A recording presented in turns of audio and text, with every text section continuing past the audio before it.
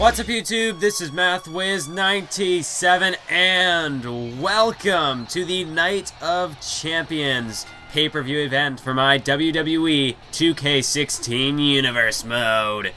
And this is the 27th episode of the series, but before we get into this event, as always, down in the description below will be links, timestamps, for each individual match. If for some reason you don't want to watch the whole event, maybe you just don't have the time, maybe you're just not interested in everything that is to offer on this pay-per-view, well then go down there, you can skip ahead to any match you would like. The main event, the steel cage match, whatever have you, whatever you're interested in, go ahead down there. If you are here for the entire show, however, then you're sticking with me for the ride. So let's get this event underway, as we're kicking it off with the final Divas match in WWE 2K16 Universe mode, at least for the foreseeable future. And it's for the Divas Championship. Nikki Bella, Natalya, and Paige squaring off in a triple threat match with the title on the line. This is going to be big. This is a good opportunity. The only opportunity that these three women will have to make a good final impression here in Universe mode, at least for the time being. That is the case. As Nikki Bella, we haven't seen her. I mean, she's the only one in this matchup who has not won the Divas title. This is her first Divas Championship match here in Universe mode. And, well, she couldn't have asked for better timing, I should say, as Natalya is a former Divas champion. She held the title back in the summer of last year. And then we have the current champ, Paige, the two-time Divas champion, who won the title back from Tamina Snuka at Money in the Bank. Of course, then she defended it last month at SummerSlam in a six-woman over-the-top rope battle royal. And, of course, the final two in that matchup, well, the final three were Paige, Natalya, and Tamina. So Natalya, she's really stepped up her game to get herself into this position. Paige as well, she's looking in impressive form, perhaps the best form of her career. And Paige, of course, she's going to grab that Divas Championship and hold it up high above her head for the entire WWE Universe to see.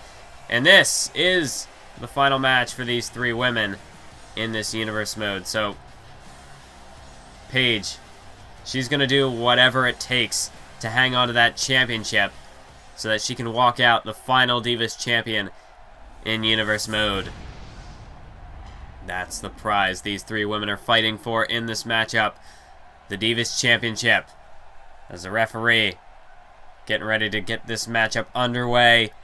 These three women, the last chance to make a final impression on the WWE Universe. As here we go. And look at this, right out of the gate, Nikki Bella showing her cockiness, while Paige is going to make her pay for it. And well, it looks like Natalya's joining in as well. Well, obviously Nikki Bella, she is not a fan favorite here in Universe mode. In fact, I think she's the most hated woman in this matchup. And you can tell that's definitely taking fruition, that hatred, as Paige and Natalya go into work here. A double team assault. And this is what you sometimes see in triple threat matches, these temporary alliances. But I stress the word temporary, because in the end, it's every competitor for themselves.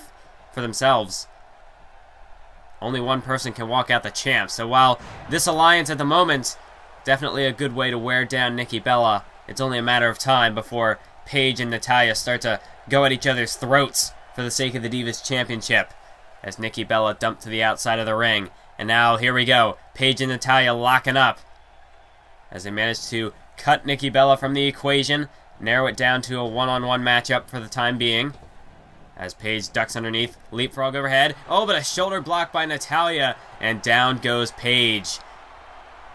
Both of these women, however, unlike Nikki Bella, are fan favorites. The crowd, they love Paige, they love Natalya. It's going to be interesting to see if they take any particular sides in this matchup, if they really have a preference, who should be walking out of this one the Divas champ. Should it be Natalya or Paige? Natalya, of course, the veteran in this matchup. As you see there, hip toss to Paige. And that's what Natalya brings to the table, that technical ability. And Paige, she can she can match that technical style as well, but the difference between these two is in strength. While Paige, she makes up for it with her aggressiveness, her just strong style. Natalya, on the other hand, she goes out there and she can just flat out outpower you. And that's one thing Paige, she's not going to be able to match, is the strength of Natalya.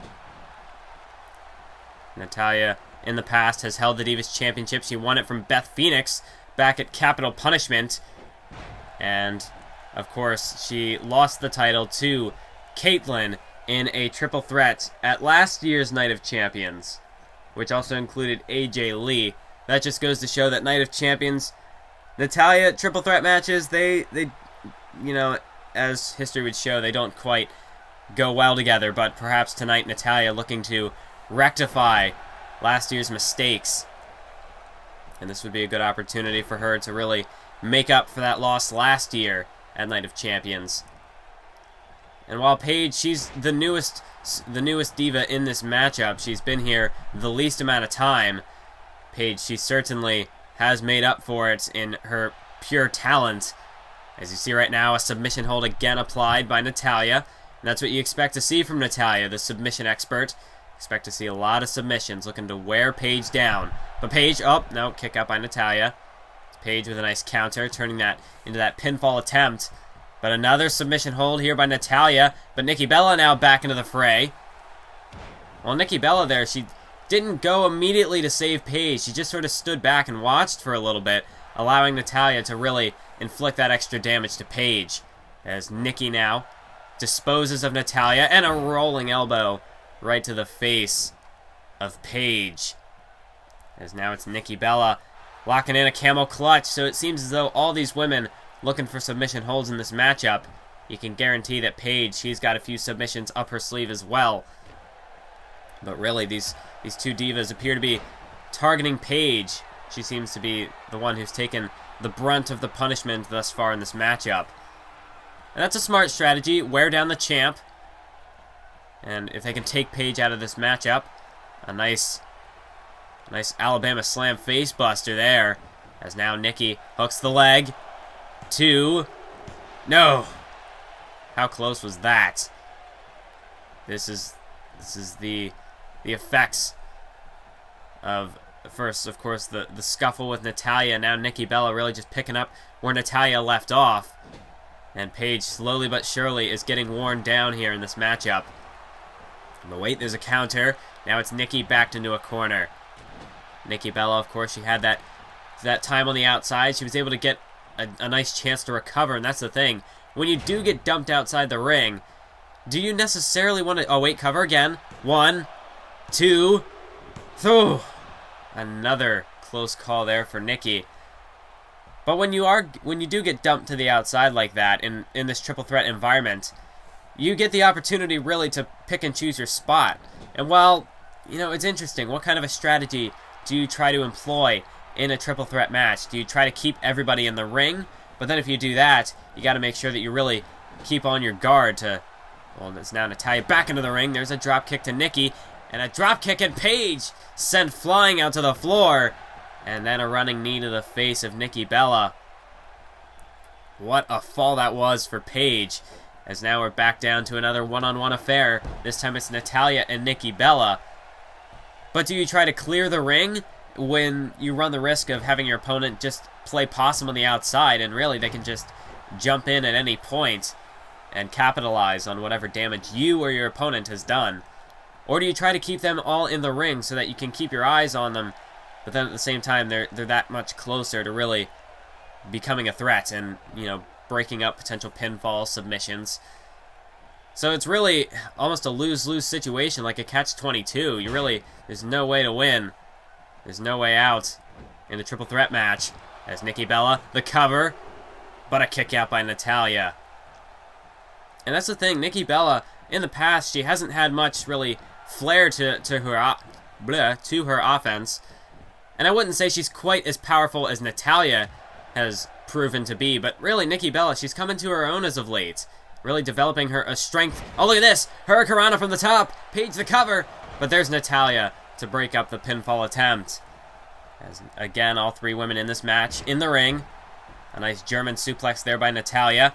And now a crucifix cover on Nikki. But there's a rope break. Ref, what are you doing? This is a triple threat match. Why are you calling a rope break? Well, I think Paige would have gotten there to break up the pin anyway, but the referee needs to figure out what type of a match this is. Oh boy, this is not a good indication as to where things could go tonight. I mean, it's the first match, and the referee, he's already screwing up. Come on, man. Do your job. Oh, wait a minute, Paige. Paige, she's got Nikki. Rampage. And down goes Nikki Bella. Oh, wait, but Natalya from behind. Back suplex. Taking down Paige. And Natalya, she could pick up the win. 1, 2, 3, no! Somehow, Nikki Bella kicks out of the Rampage. Natalya, that was very smart there by Natalya, getting rid of Paige. Goes for the, wait, now a German suplex covered by Paige. 2, no, and another kick out. But just that extra, that spare moment, I can't even talk now. Those extra few seconds that Nikki had after being hit with the Rampage just bought her enough time to kick out, to muster just enough strength. Now a cover again, another suplex, and another kick out. Nikki Bella once more dumped to the floor as it's back down to Paige and Natalya. And, I mean, Paige, she really, that's the threat in a triple threat match. Well, I could have had better word choice for that last sentence, but Natalya, I mean, really, that's what you got to do in a triple threat. You take advantage of the opportunities given to you. Paige did the damage. Natalya snuck in and almost scored the win because of it. But Nikki Bella just managed to muster enough strength to keep herself alive in the match. And you can see now Paige, the frustration on her face. And there was, oh wait, look at this. A submission hold by Paige. Almost an inverted sharpshooter here of some sort. And look at this, Paige really wearing down Natalya. Natalya could be in danger of submitting here, but she does not. Paige releases the hold, perhaps looking to get, didn't quite have the best grip on that. Oh no, wait, no, going for the cover. Paige, no. Another kick out by Natalya as Paige. It's a smart strategy. You wear your opponent down, and with that submission hold, perhaps, even if they don't tap out, you might be able to wear him down enough to make him stay down for a 3 count. Oh, and this is one of my favorite moves in Natalya's arsenal. As you see the pure strength on display. Beautiful vertical suplex there by Natalya. And, you know, you just get a real idea. It's plain and simple with a move like that. The type of power that's on display. And now Natalya looking to stretch out the leg here of Paige. Another submission hold. Continuing to wear her down. But Paige, I thought maybe it was going for a roll-up, but she was just able to slip out of that hold. And now look at this. A crucifix roll-up cover. 1, 2, 3. Another close fall in this matchup. Natalya she's getting closer and closer to winning that Divas title for the second time in her career. As wait now, a counter by Paige. Nice boot to the face. As that one stunned Natalya. And now Paige wrapping her up in the ropes.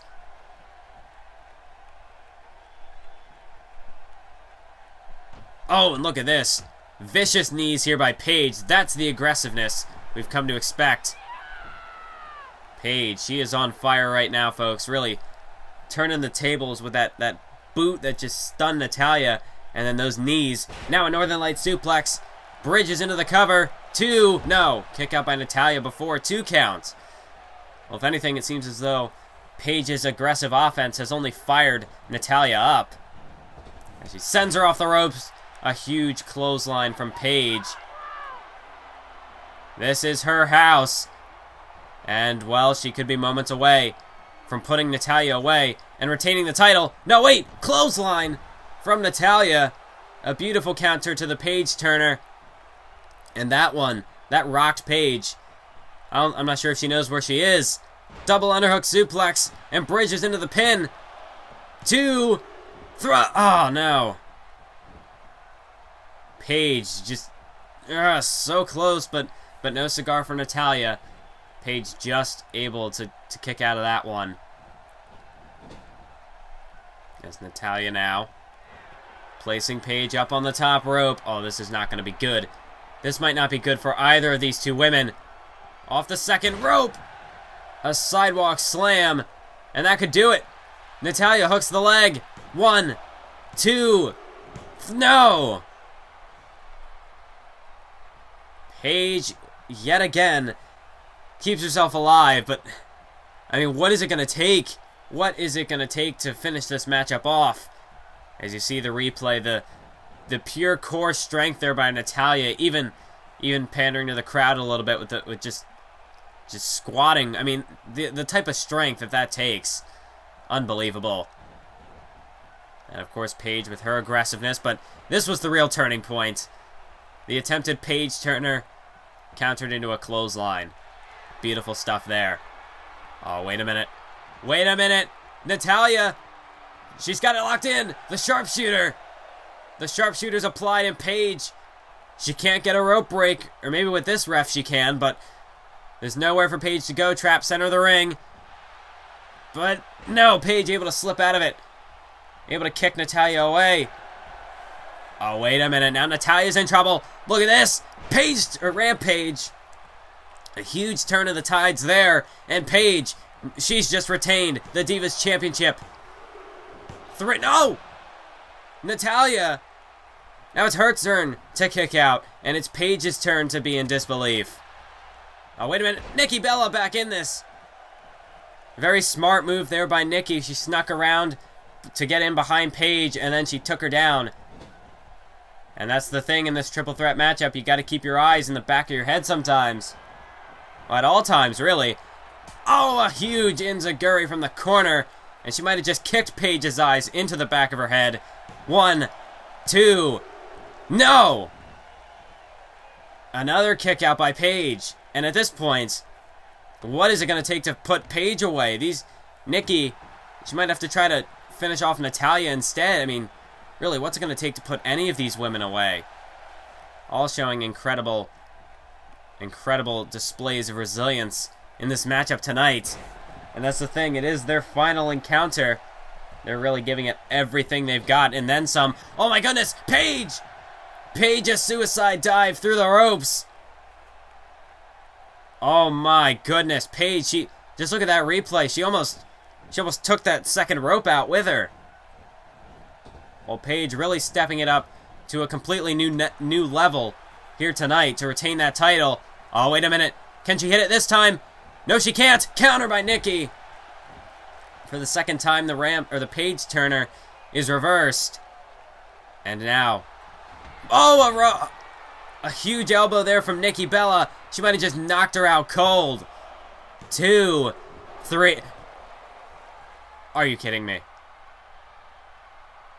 What on earth? I don't know where Paige is finding this hidden resolve. This adrenaline. I don't even think Paige, she had this much fight in her, but Nikki Bella, she can't believe it any more than I can. Oh my goodness, Nikki to the top rope, elbow drop. Well, it's not often that we see Nikki go to the top rope, but that just shows the desperation. Another cover, and another kick out from Paige. Nikki, the frustration just boiling over at this point. And I mean, Paige, she just basically took out Natalya with that suicide dive. So Nikki, she's got to hurry up while Natalya's down. Try to finish her off as soon as possible. Now a submission hold applied by Nikki, wearing down the arms of Paige. But Nikki, she can't afford to waste too much time here. She's got to hurry up and go in for the kill right now. As here we go. Oh, wait a minute. No, roll up. Nikki went to the well one too many times, and it could cost her.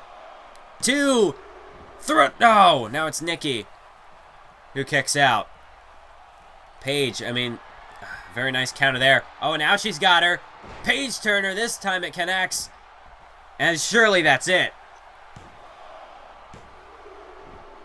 No, I was wrong. Nikki, she kicks out of the Paige Turner. And again, Again, another near fall in this matchup. There's Paige now. Way to counter by Nikki. Nikki able to reverse it. And now she's got Paige facebuster. Almost a skull-crushing finale there. Nikki Bella. It was enough to stun Paige. And, well, that was enough to knock her out cold. That elbow to the face. But Nikki, she's making sure that she keeps Paige down. Oh, no, not like this. Nikki Bella, she's got Paige. Rack attack. And Natalya, she's nowhere to... Oh, no. Oh, no, not Nikki. Anyone but Nikki. 2, 3. Oh, no. Well, Natalya, she was nowhere to be found. Paige unconscious, and... Oh, my goodness. Nikki Bella is... She's the new Divas champion. Nikki Bella is the final Divas champion in Universe mode. Well, this can't be right. Is this really how it ends? As you see there, Nikki Bella she went to the well one too many times, perhaps looking for that Alabama Slam facebuster, but that appeared to be the last gasp from Paige. Then there's the rack attack, and after that elbow, I really think that was just adding insult to injury at that point, really just making sure that Paige stayed down for the 3 counts. Well, it appears as though this is it, and Nikki Bella, she's walking out the last Divas champion in Universe mode. I can't believe this. Surely this isn't how it ends. This can't be how it ends.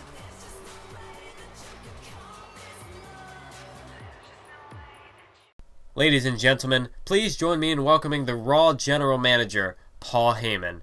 Now, oh, stop.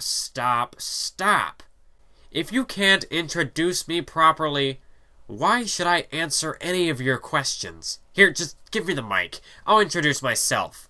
Ladies and gentlemen, my name is Paul Heyman, and I am the General Manager of Monday Night Raw. Not only that, but I am also the advocate for the reigning, defending WWE Heavyweight Champion of the World, the Beast Incarnate, Brock Lesnar. Thank you, Paul. Anyways, you stated a few weeks ago that you traded Brock Lesnar to SmackDown in exchange for Randy Orton and 2 free agents. Now, we have not yet seen or heard anything about these free agents. Do you mind informing the WWE Universe when they'll make their debut? What you don't understand about being a general manager is that you have to do the right things at the right time. You saw what I accomplished with Finn Balor and Hideo Itami. Why would I waste the opportunity of debuting a brand new superstar on a random show with little meaning? Sure, I could have brought in Balor and Itami on Raw, and it would have been fine. But that would be wasting their potential. I'm trying to create future main event stars here. In order to do that, I must be patient. In regards to my newest acquisitions, I can confirm that they will arrive sooner rather than later. Perhaps Paul Heyman is hinting towards a potential new debut tonight. Well, that's all speculation at this point, but he did say that they will arrive sooner rather than later. And knowing Paul Heyman, he's all about making, right time, or the right choices at the right time. So I guess we'll just have to see when that timing will take fruition. But anyways, we're moving on to the second match on the Night of Champions pay-per-view, and this one is to determine the #1 contender for the World Heavyweight Championship at Battleground. The question is, will the new #1 contender be this man, the super athlete, Rusev, or will it be the Viper, the Apex Predator, Randy Orton? Yes, I'm getting a little overboard with the tongue rolling here, but that's my shtick. got to stick with it. Well, Rusev coming down to the ring tonight. And over this past month, things just seem to be going from bad to worse for Rusev. I mean, first of all, he defeated the world champion Dolph Ziggler prior to SummerSlam, and he was seemingly screwed out of a title match. Then he came back the night after SummerSlam, and he basically demanded a title match. Paul Heyman still didn't give it to him, put him in a number one contenders triple threat match, and Rusev was the man pinned. I mean, really, things just have... And then following that, Randy Orton seemingly came out and screwed him over at every chance he got. I mean, RKOing him on several occasions. Rusev almost seeming to be made a laughingstock at the hands of Randy Orton, just because every time Randy Orton steps down to the ring, and he and Rusev are in the same ring, Rusev gets laid out with an RKO. And Randy Orton, he's a former World Heavyweight Champion. This could be a huge opportunity tonight for Rusev, not only to gain some retribution against the Viper, but if he wants that world title match, a victory over a former world champ would certainly put him in good standing. I mean, we've already seen that Rusev, he's defeated several decorated opponents in recent memory. I mean, he's defeated the Rated R superstar Edge, Seth Rollins. I mean, the list is... Rusev, really, he has been looking impressive. Dolph Ziggler, another former world champion to throw onto the list. Seth Rollins, maybe not a world champion at the moment, but, I mean, you can't really deny that Seth is a future world champion. I mean, so whether it's formerly accomplished superstars, legends, or some of the top superstars in the wrestling ring today, Rusev, he's been knocking them all down. Well, the question is, the one man Rusev has not been able to knock down in recent times is Randy Orton. Rusev, he gets that opportunity to do so tonight, as he's got him here. But Orton gonna back him up against the ropes, create some separation here. Oh, but a drop kick from Rusev. Would not expect a drop kick out of Rusev, but for this type of a match, really got to go out there and you can't hold anything back. You got to pull out all the stops in order to get the win tonight. And this is only a stepping stone for either of these two men. A win tonight does not guarantee them a world championship, but it does guarantee them a shot at the gold. And with the way the division is looking right now, you have a lot of superstars vying for a shot at Ryback's world title. We've got Edge challenging him later on tonight, but along with that, you have the likes of Christian, perhaps Dean Ambrose and Seth Rollins just waiting in the wings. You've got Rusev and Randy Orton, and the list goes on. There are many superstars jockeying for position in order to get a shot at Ryback's world title. And especially now that we have all these new superstars being brought into Monday Night Raw. I mean, really, the whole landscape of the WWE is changing. And I'd have to say it's changing for the better, judging from what we've seen thus far. As Randy Orton now has Rusev backed into a corner, striking away. And now stomping a mud hole in Rusev. Rusev back up to his feet, trying to prevent this continued assault from Randy Orton. As you see, look at that display of power from Rusev. Well, Orton looking to wear Rusev down, but Rusev quickly powers out of it. And now there's a knee to the gut. And you see tonight Rusev wearing boots, and that's so that he can kick, well, not only Orton's chest in, but maybe break his jaw with one of those vicious super kicks. Typically Rusev does not wear boots, but tonight, you know, if you can inflict just that extra bit of damage, then, you know, wearing boots could just be the way to do it. It's definitely going to add extra impact behind every single kick that Rusev throws. Oh, wait, a counter from Randy Orton. Able to create some separation. Rusev off the ropes. And no, wait, counter from Rusev. And a spine buster. Rusev able to use Randy Orton's own momentum against him. And now a diving senton from the top. For the second rope, I should say. Covered by Rusev. 2. No. Rusev using a lot more acrobatic type of offense in this matchup. First the drop kick, and now that senton off the second rope. Rusev, he's doing whatever he can to catch Orton off guard. As that's one thing Orton has proven in the past that he's well versed in is catching people off guard. I mean, when your finisher is the RKO, a move that he can hit literally out of nowhere. I mean, there's not much really you can do to prepare for a guy like Randy Orton. But one thing we know that Orton, one thing you can expect from him is a slow, methodical, sadistic type of offense. As power slam by Orton. Look at the strength of, I've been talking about the strength of Rusev, but look at the power of Randy Orton.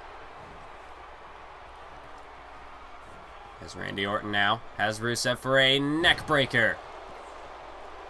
And Randy Orton, well, last year at Night of Champions wasn't a great year for him. That was when he lost the World Heavyweight Championship back to Sheamus. Orton looking to get a win here tonight at Night of Champions. We saw earlier that Natalya was unable to make up for her loss last year at Night of Champions. We'll see if Orton can do the opposite and redeem himself at this event. As he stomps away at the face of Rusev. Randy Orton, this is that slow, methodical style of his. Just slowly wearing down Rusev, just picking him apart piece by piece until there's nothing left. And that's when he'll go in for the kill. But Rusev still fighting. Back body drop. A nice counter by Rusev. And now a headbutt right to the shoulder of the Viper. And now Rusev, huge shot to the back of the head. So now it's Rusev just looking to utilize that power once again with a Uranagi side slam. As let's get a replay of that high-flying senton from earlier on in the match. And then Orton with that beautiful power slam, utilizing some power of his own. And it's Orton with a nice counter there. As now Rusev trying to get back to his feet, but Orton's not going to let him. Backbreaker there. As Randy Orton, one thing you can expect from him is opportunistic offense. As he drags Rusev to the center of the ring. And, well, I think that one was legal. I don't think that was a low blow. But it's effective nonetheless. Just stomping right into the chest of Rusev. And Orton now just waiting, just pacing back and forth. Reverse DDT, down goes Rusev. And now he's center of the ring. And this is where Randy Orton can go to work, stomping away at every exposed body part. And now a stomp right to the face of Rusev. And now it's only, there's only one thing left for Randy Orton to do. And we all know what that is. This is Randy Orton picking Rusev up. Perhaps looking to set him up in position. As he's got him up on his shoulder here. Elevated neck breaker by Orton. And now into the cover. But this time the referee, that is a proper rope break because this is not a triple threat match. Good work, ref. Able to keep his eyes on the action. Rusev, that's good ring presence. But that's not going to save him from an RKO. Headed his way. No, but Orton. He gets countered. Oh my God, what a clothesline. A beautiful counter by Rusev. And then he just about took Orton's head off. Oh no, wait a minute. Rusev, the accolade. The accolade is applied. And Orton. Oh man, this could be the end. But now Orton refuses to tap out, and Rusev just sort of slamming Orton's face into the mat. Perhaps looking to inflict more damage. Releasing the hold. But Rusev, no one has been able to break out of that accolade thus far. I don't know if releasing the hold was the greatest idea on the part of Rusev. Well, at the moment, he's just belly-to-belly suplex after belly-to-belly suplex. Randy Orton, well, maybe Rusev, he's just now toying with his prey before he goes in for the final kill. Oh, wait, counter. DDT by Orton. And that's the thing, Rusev, he might have made a slight mistake by releasing the accolade. I mean, Orton, he was nowhere near the ropes. Don't know if he was going to be able to crawl to it. Perhaps he may have, but we'll never know. All we know right now is that Randy Orton is in control. And Rusev now backed into a corner again. Randy looking to place him up on that top rope. I don't know what he has in mind. Perhaps the superplex? No, no, no. Oh my goodness. Randy Orton. Oh, a DDT. Usually we see that from the second rope. This time from the top. That could finish Rusev off. 2. No. Rusev just able to get the shoulder up. But, I mean, Rusev, he's definitely being worn down. Didn't even have the strength to kick out of it properly. Only just able to get the shoulder up. Well, here we go. Now Orton. This is vintage Orton from the second rope. Snaps off the DDT. And now Randy Orton sizing up the crowd here. Sizing up Rusev. Goes in for the cover. This could be it. 2. And now again. Rusev able to kick out. And Orton telling the ref to count faster. We see earlier on, Orton, that was the first RKO he attempted. And then he almost had his head taken off because of it. But then Orton, I mean, just DDT after DDT after DDT. Rusev, I don't even know if he knows where he is right now. Orton telling him to get up, but Rusev, he hasn't even made it back to his feet. He's just crawling, trying to get himself back up. But after all those DDTs to the skull, Rusev, he might be seeing stars. Another power slam by Orton. As Rusev right now, he is just, he's just taking all the punishment right now. And Orton looking to go for the kill, the RKO. And this one, that's it. That's a wrap. No! Rusev, he just kicked out of the RKO.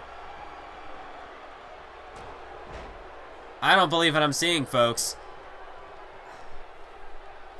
Well, Orton's going for him for the kill. The first didn't work. Just try a second one. No, but a counter by Rusev. Where is Rusev finding this strength? Orton off the ropes. Here's Rusev. A German suplex. You see Rusev now busted open. But how is he... it's enough to kick out of the RKO. Maybe just a last gasp from Rusev, but... how is he able to go on the offensive? As now Orton again stomping away at Rusev, just making sure that Rusev does not make another comeback. And, maybe just that last snippet of offense was the last gasp from Rusev. Just that last rush of adrenaline. Yeah, I think Rusev's out of it. Rusev, he can just barely stand. And a second RKO. And Orton, just taking that extra second to stare at Rusev. And I think whether you like it or not, Randy, he got the win tonight, but I think there's some respect that is owed to Rusev tonight.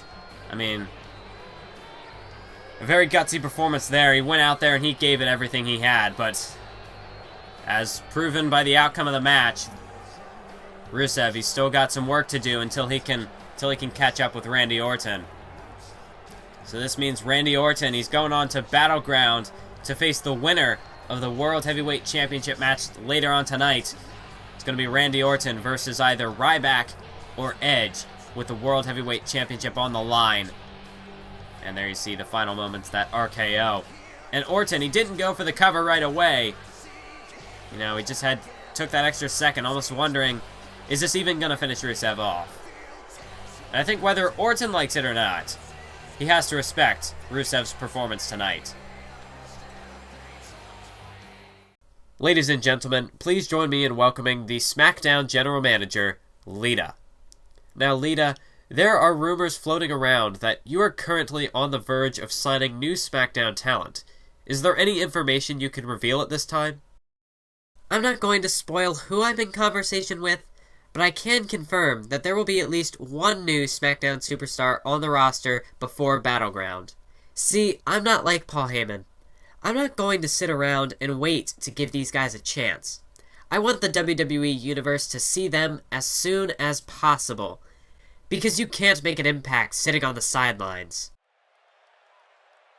Well, folks, if the landscape of the WWE hasn't changed enough in the past 2 months, well, things, I mean,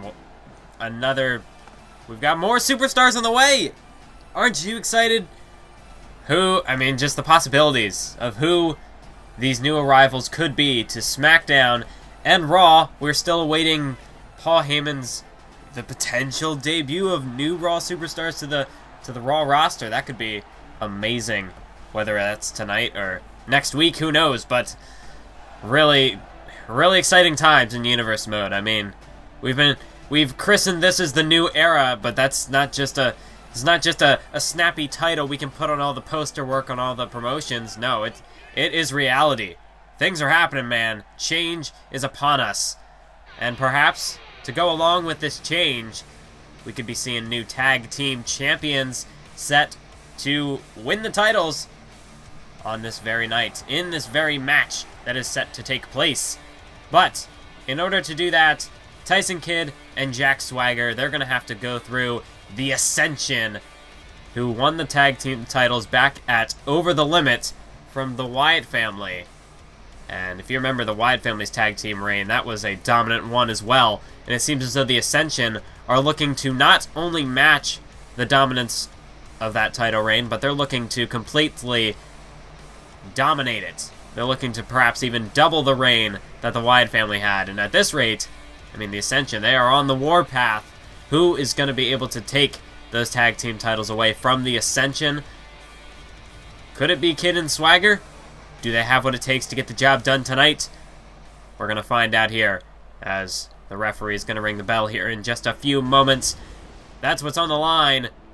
Those beautiful tag team championships, that's the prize that these two teams are fighting for in this one. And you can see the crowd just eagerly anticipating the beginning of this matchup. Looks like we're going to be starting out with Victor and Jack Swagger. So here we go. Right off the bat, it's Jack Swagger with the strikes, gaining the upper hand on Victor, but Victor counters back with a nice kick to the gut. And oh! He just slammed his face right into the mat with such ferocity. And now, that brutal knee to the face follows it up with an elbow drop right to the lower back of the Real American. Of course, Jack Swagger, a former 2-time All-American. And as well as that, he is a former United States champion and a former tag team champion here in Universe Mode. In fact, back at last year's Night of Champions, it was the team of Jack Swagger and Zack Ryder who were looking to win back their tag team titles from Tons of Funk, who of course went on to lose the tag team titles the following month to the Wyatt family. So it all comes full circle here tonight. Nice German suplex there from Jack Swagger. Although, oh, wait a minute. Say it with me, folks. We, the people, indeed. Jack Swagger, of course. Now, he is the Real American, all right. And he's looking to channel the energy of the people in the universe tonight. That didn't make any sense. The people in the audience tonight. That's what I meant to say. Anyways, so as I was saying, Jack Swagger, he is a former tag team champion along with Zack Ryder. But tonight we'll see, it's been a long time coming for Jack Swagger. I mean, ever since he lost the United States Championship, really when he lost it to Roman Reigns in the Fatal 4-Way last year's No Way Out pay-per-view. That wasn't even a proper sentence. At last year's No Way Out pay-per-view. When Swagger lost the title, I mean, he did gain it back twice, but, I mean, really, Jack Swagger just hasn't been the same since that initial United States Championship run. And now that he's been brought over to SmackDown, it was quite an adjustment period for Jack Swagger. There was a time period where Swagger wasn't even on the SmackDown shows, but now he's back, and he's looking to get himself back in proper form with the help of Tyson Kidd, who has also been in impressive shape in recent memory. Of course, at Money in the Bank, Tyson Kidd faced off against Titus O'Neil for the Intercontinental Championship. Let's look at this. Beautiful tag team stuff there from the Ascension. A double shoulder block. And that's one thing we've come to expect from the Ascension. The tag team fundamentals. But Tyson Kidd gets in to break up that pinfall attempt from Victor. And now Jack Swagger, he's reeling. The Ascension, they've managed to cut off Jack Swagger and just isolate him. But right now, Swagger on the comeback. Look at this. Oh, what a suplex from Swagger. Beautiful move from the Real American. Perhaps this could give Swagger the opening to make a tag. Victor sent into the corner. And Swagger makes the tag. In comes Tyson Kidd. And here's Swagger slams Victor down. Oh, setting him up for the Swagger bomb. Beautiful work there from Swagger. Here comes Tyson Kidd with the double foot stomp to the gut of Victor. Beautiful tag team move there from Kidd and Swagger. Now a senton off the second rope. Tyson Kidd hooks the leg on Victor. 1, 2, no! Victor manages to survive that onslaught of offense there from Kidd and Swagger. It's actually a really nice setup, all things considered. Tyson Kidd and Swagger, they haven't been a tag team for that long here in Universe Mode, but in recent memory, they've really been impressive as a tag team. They've just managed to gel together fairly quickly. I mean, you take a look at teams in the past like the New Day, who took several months, about half a year really, to finally hit their stride. But Kidd and Swagger, they've managed to really connect as a tag team in just really a couple of weeks. And then, of course, their victory over the Lucha Dragons to become the #1 contenders. Impressive indeed. As right now, it is Victor who's on the receiving end of a tag team beatdown, as Swagger again putting Victor in the corner. Tagging in Tyson Kidd here. What are they looking to do? Using the ropes for some leverage. A nice reverse vertical suplex there from Kidd and Swagger. And Tyson Kidd saying this is it. Cover again. 2. No! Another kick out there from Victor. Manages to keep the Ascension alive. Tyson Kidd now with the head scissors. But wait a minute, Victor able to roll out of it, and he escapes. And now Tyson Kidd, look out behind you. Northern Light suplex from Victor. And oh, a shoulder block there. Taking Swagger off the rope. And that could change the momentum of this matchup. As Victor now, he's got Tyson Kidd isolated as he makes a tag. And in comes Connor. Looking for more tag team maneuvers here. A double choke slam from the Ascension. And now Tyson Kidd, this is really where the size and the strength of the Ascension is going to come into play. Swagger over there, he's completely cut off. Tyson Kidd and Swagger, they are, the furthest part away from being able to make a tag. Oh my goodness, a Doomsday Device from the Ascension. Paying homage to the Road Warriors with that one. And you can see Victor's feeling it. He's feeling the energy. He is feeling the hype of the Ascension. And Kidd again back into the corner. Victor now. Scoop slam. Down goes Tyson once more. And this is really where the Ascension begins to take over. Just tag team maneuver after tag team maneuver until their opponent can't get up. Let alone to kick out of a 3 count until they can't even stand to walk out of this arena. As Victor now, look at this. Vicious elbows to the side of the skull of Tyson Kidd. That's 3 in a row for you, Tyson Kidd. He's out of it right now. And the assault continues as Victor and Connor frequent tags in and out. Again, those tag team fundamentals. That's really what has gained the Ascension so much success. As now a clothesline off the second rope from Connor and Victor. I mean, just the force behind that one. Tyson Kidd completely helpless to defend himself against that clothesline. And now Connor looking for a powerbomb here. He's got Tyson up. And this is not going to be good for Tyson. Oh wait, Tyson slips out. Slips out the back. And he takes him down with a neck breaker. Tyson Kidd now, a kick to the back of Victor. He's got to quicken the pace. And he takes down Victor, or I should say Connor. Victor knocked off the ropes just there. Connor was the one in the ring. Apologize for the confusion there. But now Tyson with a drop kick. Connor is down. Tyson Kidd looking to fly. A springboard blockbuster there. And Connor now in danger of a pinfall here. 2. No! This time it's Connor who kicks out. And this is what Tyson has to do. He's got to quicken the pace. Because the Ascension, they're not going to be able to keep up with the speed of Tyson Kidd. As Tyson now drags Connor to the corner. Tags in Jack Swagger. Oh wait, counter by Connor! And a double DDT from Connor there, as he just laid out both Kid and Swagger. And now Connor the assault on Tyson Kidd, but Swagger's back to his feet. Northern Light suplex into the cover. 1, 2, but Victor's there to break it up. Jack Swagger there, able to capitalize while Connor was attacking Tyson Kidd. But Victor, fortunately enough for the Ascension, was there to make the save. There's Jack Swagger now. Connor now, he's been in that ring for quite some time. Really starting to take a beating here from Kidd and Swagger. As Swagger, German suplex, the power of Jack Swagger on display there. And if that's one thing Swagger's got to use, it's his technical skill and just his talents. That's where Jack Swagger can make up for it. You know, he's been in Universe mode since the beginning. He's got the experience to boot. He really has all the makings of a future world champion. As Swagger now... Oh, wait. Connor ducks out of the way. And a Bulldog. Jack Swagger taken down there from Connor. As Connor now turns the tides. Can he perhaps... Oh, running STO. Connor now, could he perhaps make the tag into Victor here? Or maybe he's just perfectly content with laying waste to Jack Swagger on his own. Exploder suplex now. And into the cover.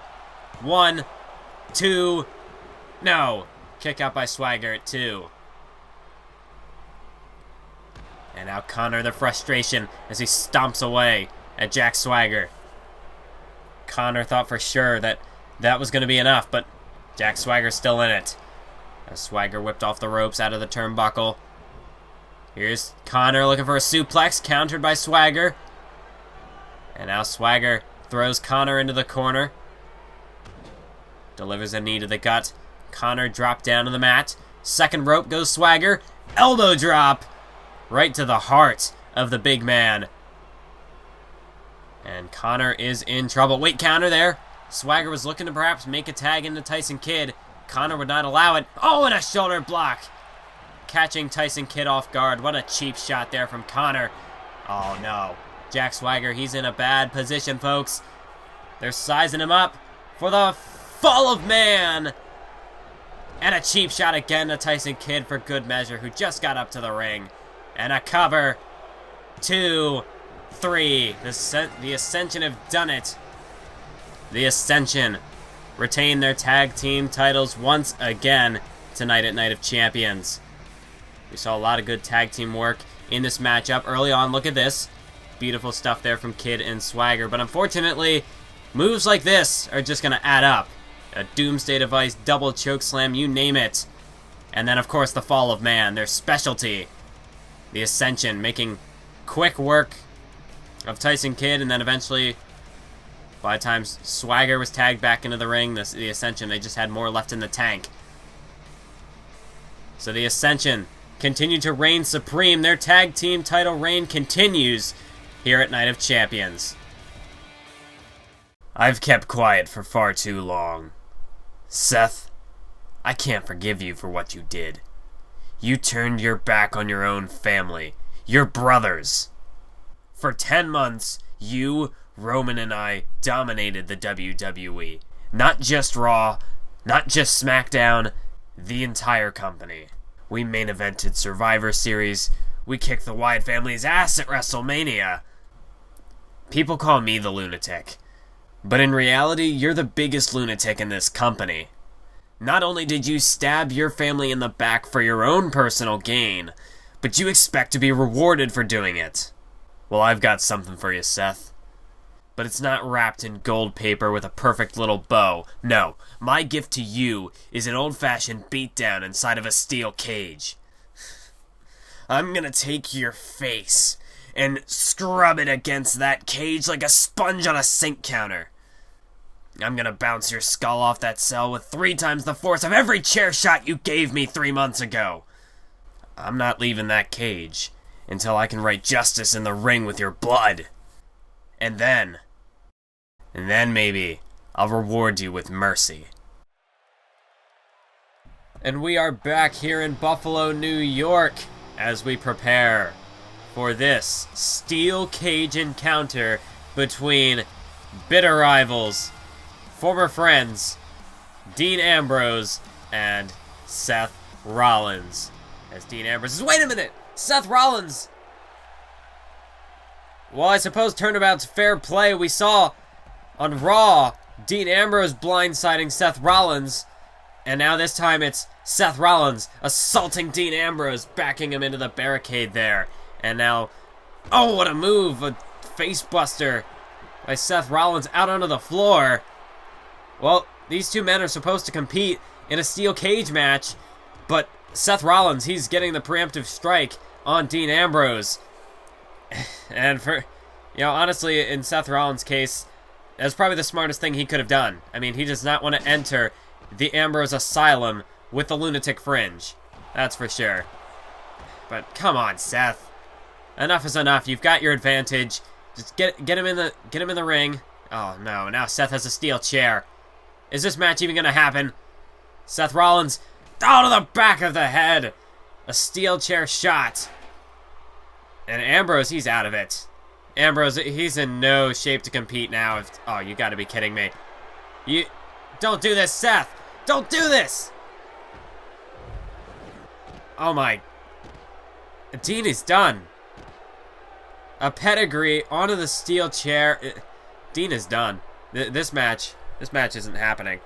And if it does, Dean is in no shape to compete. I mean, Seth, he's won this match. Just, the job is done. I guess just get him in the ring and just get this over with, I guess. As Dean, you can see Dean, he's always the warrior trying to get back to his feet. But, I don't think Dean is going to be in any shape to dish out any sort of punishment against Seth Rollins tonight whatsoever. And now it's Seth Rollins who just... He's going to do it. He's going to finish Dean Ambrose once and for all. As there's the cover. No, but a kick out by Ambrose. Oh, I don't know how he's doing it, but Dean Ambrose is just that pure hatred that's keeping him alive in this matchup. His will to go on and to inflict punishment against Seth Rollins, but at this point, it's only going to cause Ambrose more suffering. I mean, he's already at a disadvantage. Seth Rollins now, he can just take his time and just inflict as much damage as he can inside that steel cage. As there's another cover, and another kick out by Ambrose. And at this point, it's just going to be making Seth more frustrated. And the more frustrated Seth gets, the more intense the beatdown on Ambrose is going to be as he gets careened, or he's sent careening face first into that steel cage. And then a kick out at one! Oh my. This Dean Ambrose, he's glutton for punishment tonight. I mean, he's really asking for it now. Oh wait, Ambrose striking back, and look at this! Here's Dean Ambrose! Dean Ambrose now like a ball of fire, he's back in this thing. Dean Ambrose, he just flipped that switch, and he's back in this thing. And now it's Seth Rollins who's on the receiving end of a beatdown. Well, evidently I didn't give Dean Ambrose enough credit. His hatred burns far stronger than I anticipated. And rightfully so. I mean, after all Seth has done to Dean, after all the hell he's put him through, when he stabbed him in the back, then at SummerSlam when Dean coming back for redemption, Seth Rollins, thanks to Kane, walked out with a win. Well, tonight there is no interference. This steel cage is designed to prevent any sort of interference, not from Kane, not from anyone who might align themselves with Seth or Dean Ambrose. It's not going to happen. And I know last month Roman Reigns said that getting involved at this point would really do nothing for anybody. It wouldn't do any good. Well, now even if Roman would want to get involved, he can't. This steel cage is going to stop that. Oh, Seth looking to make the escape. Seth climbing up the cage. Dean Ambrose in pursuit. And Seth, well, he's not going to get out of this just yet. Dean Ambrose hauls Seth Rollins back into the cage. Oh, and this is where this is exactly where he wanted Seth Rollins to be. In the cage, so that Dean Ambrose now can just systematically tear Seth Rollins apart. And now Dean Ambrose just hammering away at the face of Seth Rollins. And Seth, well, I didn't give Ambrose enough credit. He had more resilience, more resolve than I expected, but at this point now, Seth Rollins, he's in a world of trouble. No, Seth with a counter. Seems as though I cursed Dean Ambrose there. As Seth Rollins, now it's Ambrose again face first into the steel. And we heard earlier on, Ambrose had some very choice words for Seth Rollins about the type of punishment he was going to put Seth through. Well, if you're Seth Rollins, of course, you'd want no part of that. As now Seth Rollins, he's not holding anything back, just slamming Ambrose repeatedly into that steel cage. Seth Rollins, for his case, he's going to want to try to escape as soon as possible. But as for Dean Ambrose, well, covered by Seth as he hooks the leg. But another kick out by Dean. As I was going to say, Dean Ambrose, he's not going to make any attempts to escape this cage. Dean Ambrose, he's just going to tear Seth Rollins into pieces and then stomp a mud hole on each individual piece until he feels that he's done enough damage to Seth Rollins. And then, maybe then, he will show mercy and pin Seth Rollins. But until that happens, Seth, he's got to stay on the attack. He can't give Dean Ambrose any possible inkling of an opening to make some sort of offensive attack, because if that happens, well then, Seth, there may be no coming back for it. There may be no career left for Seth Rollins after this night, after this match.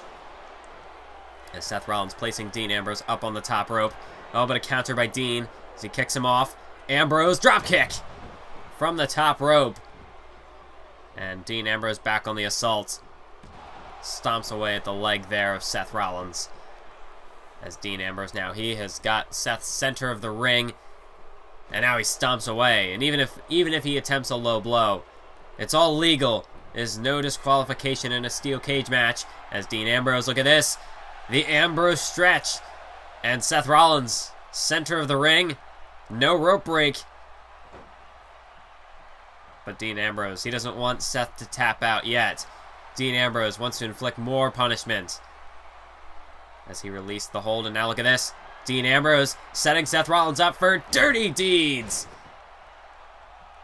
But Dean Ambrose not going for the pin. I'm sure if he went for the cover, he could have this match won, but that's not the point of this match for Ambrose tonight. Dean Ambrose wanted this steel cage match for the sake of punishing Seth Rollins. He doesn't want Seth to get an easy way out. There's now a dragon sleeper hold applied here, but Seth Rollins with the knees to the face able to create some separation there. And now Seth Rollins a drop kick. Down goes Ambrose. And Seth Rollins now looking to make the climb, looking to get out of the cage. Seth Rollins rapidly scrambling to get to the top of that cage as Ambrose pulls himself back to his feet. Seth, he's over the top, but can he make it to the floor? Seth, you might just have to take the plunge at this point. Ambrose in pursuit. Oh my God! Dean Ambrose and Seth Rollins. That's one hell of a fall they both just took. But it's Ambrose who's back to his feet first. And you can only imagine the type of pain that Dean Ambrose is enduring right now. I mean, Dean Ambrose, after being assaulted before the match, and then as well just being slammed repeatedly into the steel cage, it appears as though Ambrose has been busted open at some point. And that's what happens in these steel cage matches. You're going to see a lot of blood in this type of a match. As Dean Ambrose now, that's back-to-back Michinoku drivers. But he's looking for the trifecta, and he nails it. And Ambrose first cover the match. 1, 2. No, a kick out by Seth. And you might be thinking, well, if Seth has all this punishment lined up for him, why doesn't he just get pinned in that instance where Ambrose went for the pin? Why doesn't Seth just take the 3 count and get out of there? Well, for Seth Rollins, this isn't just about winning or losing. His pride is on the line as well. And you'll be damn sure that Seth Rollins does not want to lose this match with Dean Ambrose. He doesn't, if he's willing to put his body at risk for the sake of his pride, well then, that's just what I'd expect from Seth Rollins, quite frankly. I mean, we saw the hell that he went through back at Money in the Bank in the street fight with Triple H. But he walked out on top, so you can't really count Seth Rollins out just yet. And, well, even if his career is shortened for the sake of winning this match tonight, I don't think he'll really care. As now it's Seth who's busted open, as Dean Ambrose... Oh, there's the haymaker shot right to that busted open cut of Seth Rollins. And this is where this really is the beginning to show... Bleh. If I can even talk. Let me take a moment. This is where the signs of a steel cage match are really going to take effect. Both men busted open. Their blood is going to cover this ring. And that's just how Ambrose would want it to be. He wants Seth Rollins to bleed. He wants Seth Rollins to be in pain. He wants Seth to suffer. And Seth Rollins, he just wants to escape this thing. He just wants to get out with the win. And he wants to humiliate Dean Ambrose once again. As Seth up on the top rope, what the hell is Seth going to do here? Look at this Falcon Arrow from the top. And surely that's it. But Ambrose rolls back to his feet. Ambrose just will not die. And Seth Rollins, I really don't know. I don't know what to expect anymore from Dean Ambrose. How much of a beating can this man take? And there's the shoulder up at 2. And Seth Rollins giving Dean Ambrose that look. I mean, Seth, he is just absolutely furious with Dean Ambrose right now as Ambrose whipped into the corner. Seth Rollins, he's got him up, setting him in position for the buckle bomb. And Dean Ambrose crashes into the mat. Well, after crashing into the turnbuckle, of course. And now Seth Rollins looking to cue it up for the second time. Pedigree. And that'll do it. Seth Rollins, if he wants to pin him, if he wants to escape the cage, escaping's probably the better oh my god, Ambrose is already stirring. Seth Rollins, escape, get out of there. That's what you gotta do. Pinning him is not an option. Seth up on the top though, and Dean Ambrose, he's not gonna make it in time. Seth Rollins, now all Dean Ambrose can do is just watch as Seth Rollins descends to the floor. Seth Rollins is your winner. He has escaped the steel cage, and his career, his body is intact. Once again, Dean Ambrose has failed. And this time, you can't blame any outside interference. You can't blame Kane. You can't blame any shenanigans. Seth Rollins, he went out there, and he won. He didn't beat Dean Ambrose. He didn't pin him. He didn't make him tap out. Seth Rollins, he escaped. And that's exactly what Seth was looking to do tonight. As we'll take a look back at some of the highlights. Well, before the match could even begin, Seth Rollins, I mean, the pre-match assault really changed the potential outcome of this matchup. I mean, first the steel chair to the back of the skull, and then a pedigree onto the steel chair, face first. Dean Ambrose, I mean, there really wasn't going to be... I'm amazed that Ambrose made as much of a comeback as he did. And then we saw that same face buster that Rollins used out on the floor. Ambrose kicked out. Ambrose then looking to torture Seth with this submission hold, but then we saw later on he wasn't going for the victory there. No, this was only just the beginning of Seth Rollins' torture in this steel cage match. And how about this? One of the most dramatic moments of the match. Seth Rollins attempting to escape. Seth Rollins getting brought down from the very top of the cage. But in the end, it was just Seth Rollins, the damage had been done. Ambrose, he got as much of a comeback in as he did, but in the end, you know, there was no way he was going to win this match tonight. And as much as I hate to say it, I have to give credit to Seth Rollins for that. I mean, that was a brilliant strategy on his part. Wait a minute, who the hell is that? Who the hell is that? Dean Ambrose, there is no end to this man's punishment that he has to endure. I mean, who is this? What is his objective? Oh, now there's another one. Who are these guys? What do they want with Dean Ambrose? Well, Ambrose is fighting back. Dean Ambrose trying to fight back, but it's no use. Ambrose, he's taken too much abuse throughout that steel cage match. Seth Rollins just up on the ramp, just watching. He doesn't seem to know what's going on either. Let's look at this. These double team moves. Dean Ambrose, I mean, come on. He's already taken enough punishment. He can't even defend himself. And then you have these two just coming out here and just blatantly tearing Dean Ambrose to pieces. Oh, another double team move. But I don't understand. Oh my goodness. What a destructive move that was. And Dean Ambrose, he's been laid out. Who in the world are these people, and what business do they have with Dean Ambrose? I mean, Seth appears to be confused. Does he not know these people? I mean, did Seth, is he just putting up an act? Did he hire these people to come out and just lay Ambrose out like this? I mean, look at this. Look at that devastating move. I mean, Dean Ambrose, he's taken enough punishment, but then to have that happen after the match, just absolutely despicable. And if these two men wanted to make an impact by beating up a broken man, well, they've done just that. Ladies and gentlemen, please join me in welcoming... Let's just skip the introductions, okay? I have a million more important things I could be doing instead of talking to you, so let's make this quick. Actually, you know what? Give me the mic.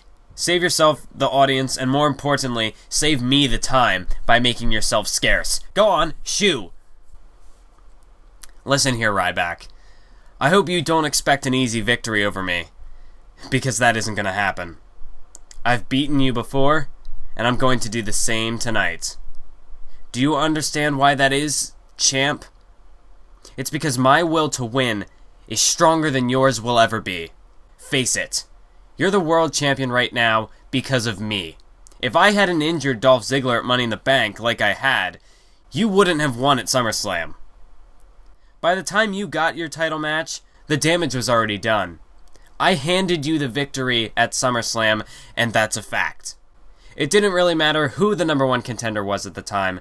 They would have won with ease. Dolph Ziggler was just too stubborn to admit that he was beaten, and instead of bowing out gracefully, he fought until his body quit on him. Although I will admit, you probably were the best executioner available. I mean, look at you. You're a muscle-bound meathead whose only real talent is destruction. You're a monster, Ryback. A ruthless monster. But a mere monster won't stop me from fulfilling a promise I made to a friend. I promised my best friend that we'd face each other for the world title one day, and I'll be damned if you of all people force me to break that promise. I've already failed twice, but I will not fail again. Listen to me, and listen closely. I am walking out of Buffalo, New York with the World Heavyweight Championship, and when Christian wins the King of the Ring, nobody will be able to deny us the match that we deserve. While Edge is gearing up for his World Heavyweight Championship match with Ryback later on tonight, it's time that we move on to the fifth matchup of this evening. This one is a 6-man tag team match featuring the New Day, the former number one contenders for the tag team titles. And they're set to take on a man who has just, quite frankly, been a thorn in their side. He has just, everywhere the New Day have, Stardust has been there to foil their plans. And honestly, this match tonight, the New Day, they need this. They need this victory over Stardust. They need to just get rid of Stardust. They need to get him out of their hair so that they can move forward and get back after those tag team titles. But one thing Stardust has been able to do, really, is pick apart the New Day just piece by piece. And really, from what we've seen, is that, you know, if you divide the New Day, I mean, really, this has become a unit. For a long time, the New Day struggled to really find themselves as a tag team. But now that they have, Stardust has just figured out that if you even take away one member of the New Day, the whole system of chemistry is just thrown out the window. And Stardust tonight, I mean, he's managed to do that on his own. But, I mean, he's never had to face all three members of the New Day at once, and that's precisely why Stardust has had so much success against the New Day. Well, tonight, He is taking on all 3 members of the New Day at the same time, but tonight he's got some help. And we don't know who his tag team partners are. We're going to find out here in just a short minute as Stardust makes his bizarre entrance down to the ring. And honestly, we're talking about a man here who, I mean, he's been in universe mode since the very beginning. And really, since this whole new persona change that he's undergone to become Stardust, I mean, I really think this is a side of this man that we have never seen before, and it really is getting Stardust the success that he has failed to achieve in the past. Well, tonight we're going to find out who his allies are. Well, there you go. Those are some pretty powerful allies, I'd have to say. Stardust, interesting choice, because Stardust does have history with, at the very least, with Wade Bad News Barrett. And it's not good history, mind you. But I find it interesting that these 2 men are the ones who Stardust chose to be his tag team partners. Well, it's a good choice. You have a former World Heavyweight Champion in Sheamus, and another SmackDown original in Wade Barrett, who has been near the top of the card for the majority of his run here on SmackDown. You know, Barrett has only just narrowly missed out on becoming World Heavyweight Champion in his own right. So Stardust, well, these are some powerful allies that he has chosen. But it's interesting that, you know, I'd have to say Cody Rhodes. Oh, well, now look at this.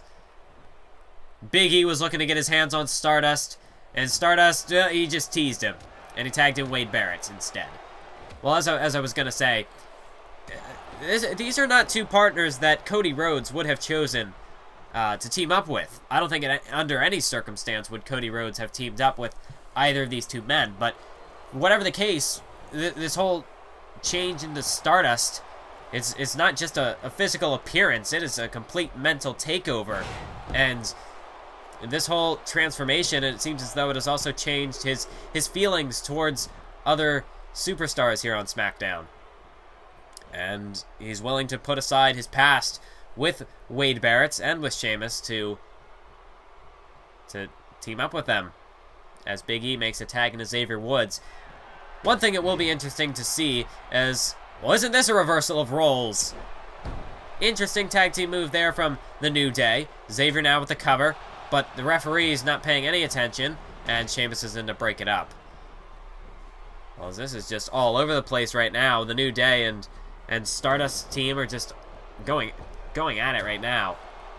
I mean, the referee's got to get a handle on this somehow. There's now Barrett a cheap shot to Kofi.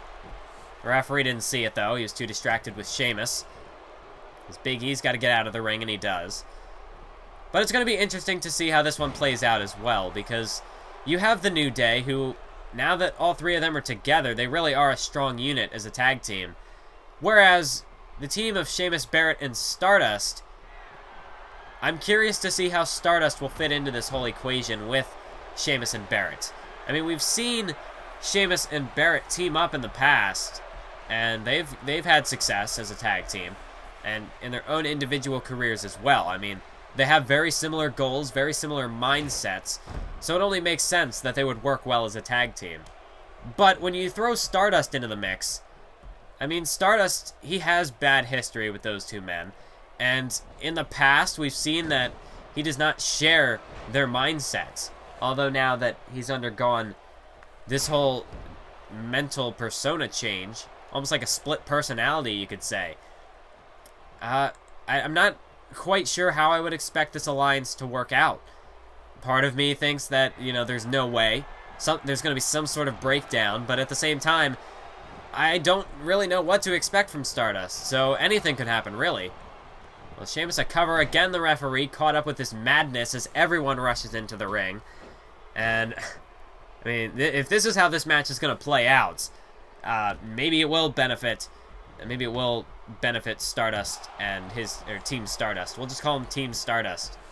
Maybe it will benefit them, because if you can divide the New Day, that quite honestly is probably your best strategy for winning this matchup. You want to beat the New Day, you got to divide and conquer. And while this isn't an elimination match, you can still definitely break up the tag team and, manage to separate them. Barrett trying to get into the ring here, but the referee, thankfully, is trying to stay on top of things, and he managed to keep Barrett from getting involved, as Xavier Woods now taking the fight to the Celtic Warrior, dragging him over into the New Day's corner as he makes a tag into Big E, and a huge punch by Xavier Woods.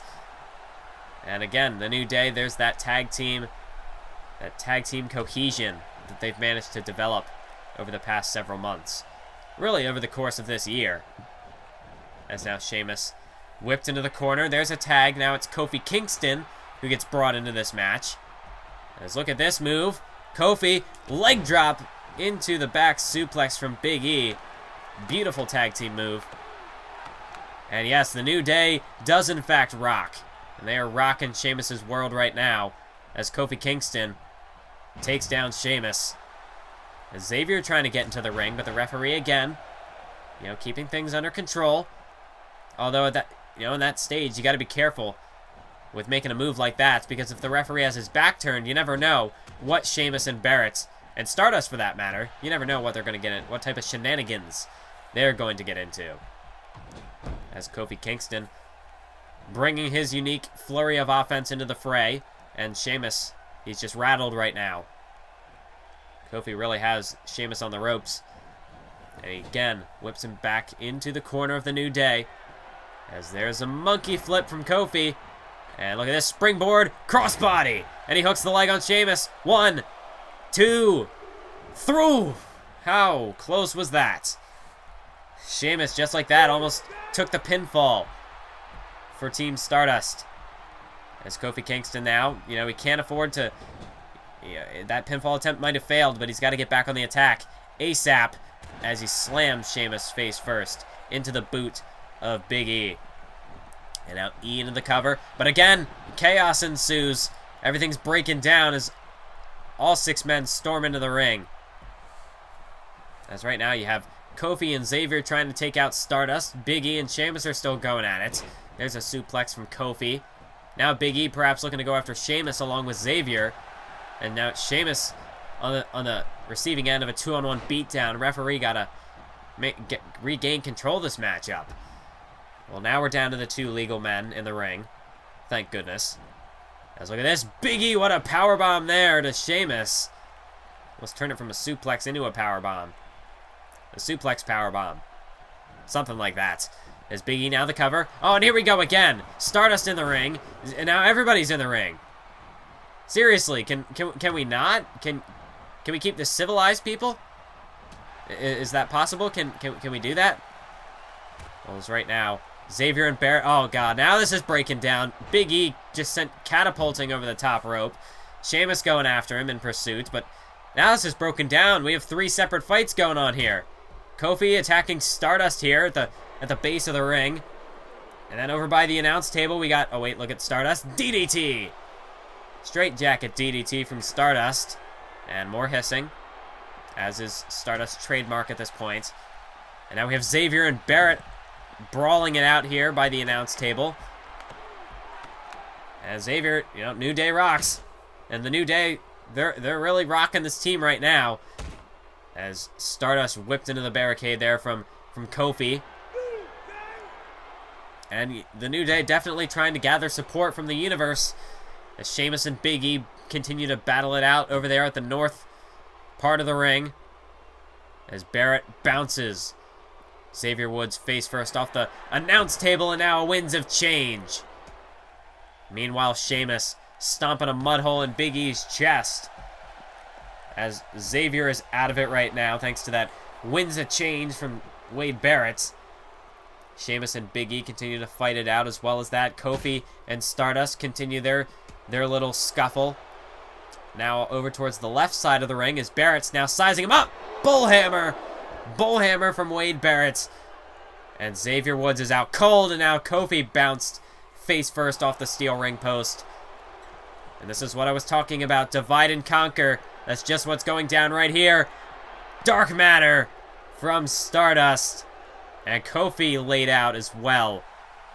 As now it's Sheamus and Big E. A huge clothesline from Sheamus. Little does Big E know, his tag team partners have been laid to waste thanks to Stardust and Wade Barrett. And now Sheamus slamming Big E into the barricade there. As he's got him up. Oh, face first! Off the barricade goes Big E. Might have even caught just under his eye on that barricade. As Sheamus throws him back into the ring now. Whatever's left of Big E. Oh, this is not good at all. Xavier Woods and Kofi Kingston, they are out cold at ringside. Now a white noise. White noise, that's not the right move. That's the Irish curse. Sometimes I get Sheamus's moves mixed up. I do apologize. But I'm not going to confuse this one, the bro kick. You can't confuse the bro kick. Well, unless maybe you're Big E and you've just been hit by it, because you might not even be able to formulate thoughts after that. Oh, and now Barrett, you've got to be kidding me. A bullhammer. Don't do this. I know what you three are doing. Don't do this. Just pin the man. You've already hit 2 finishers. You don't...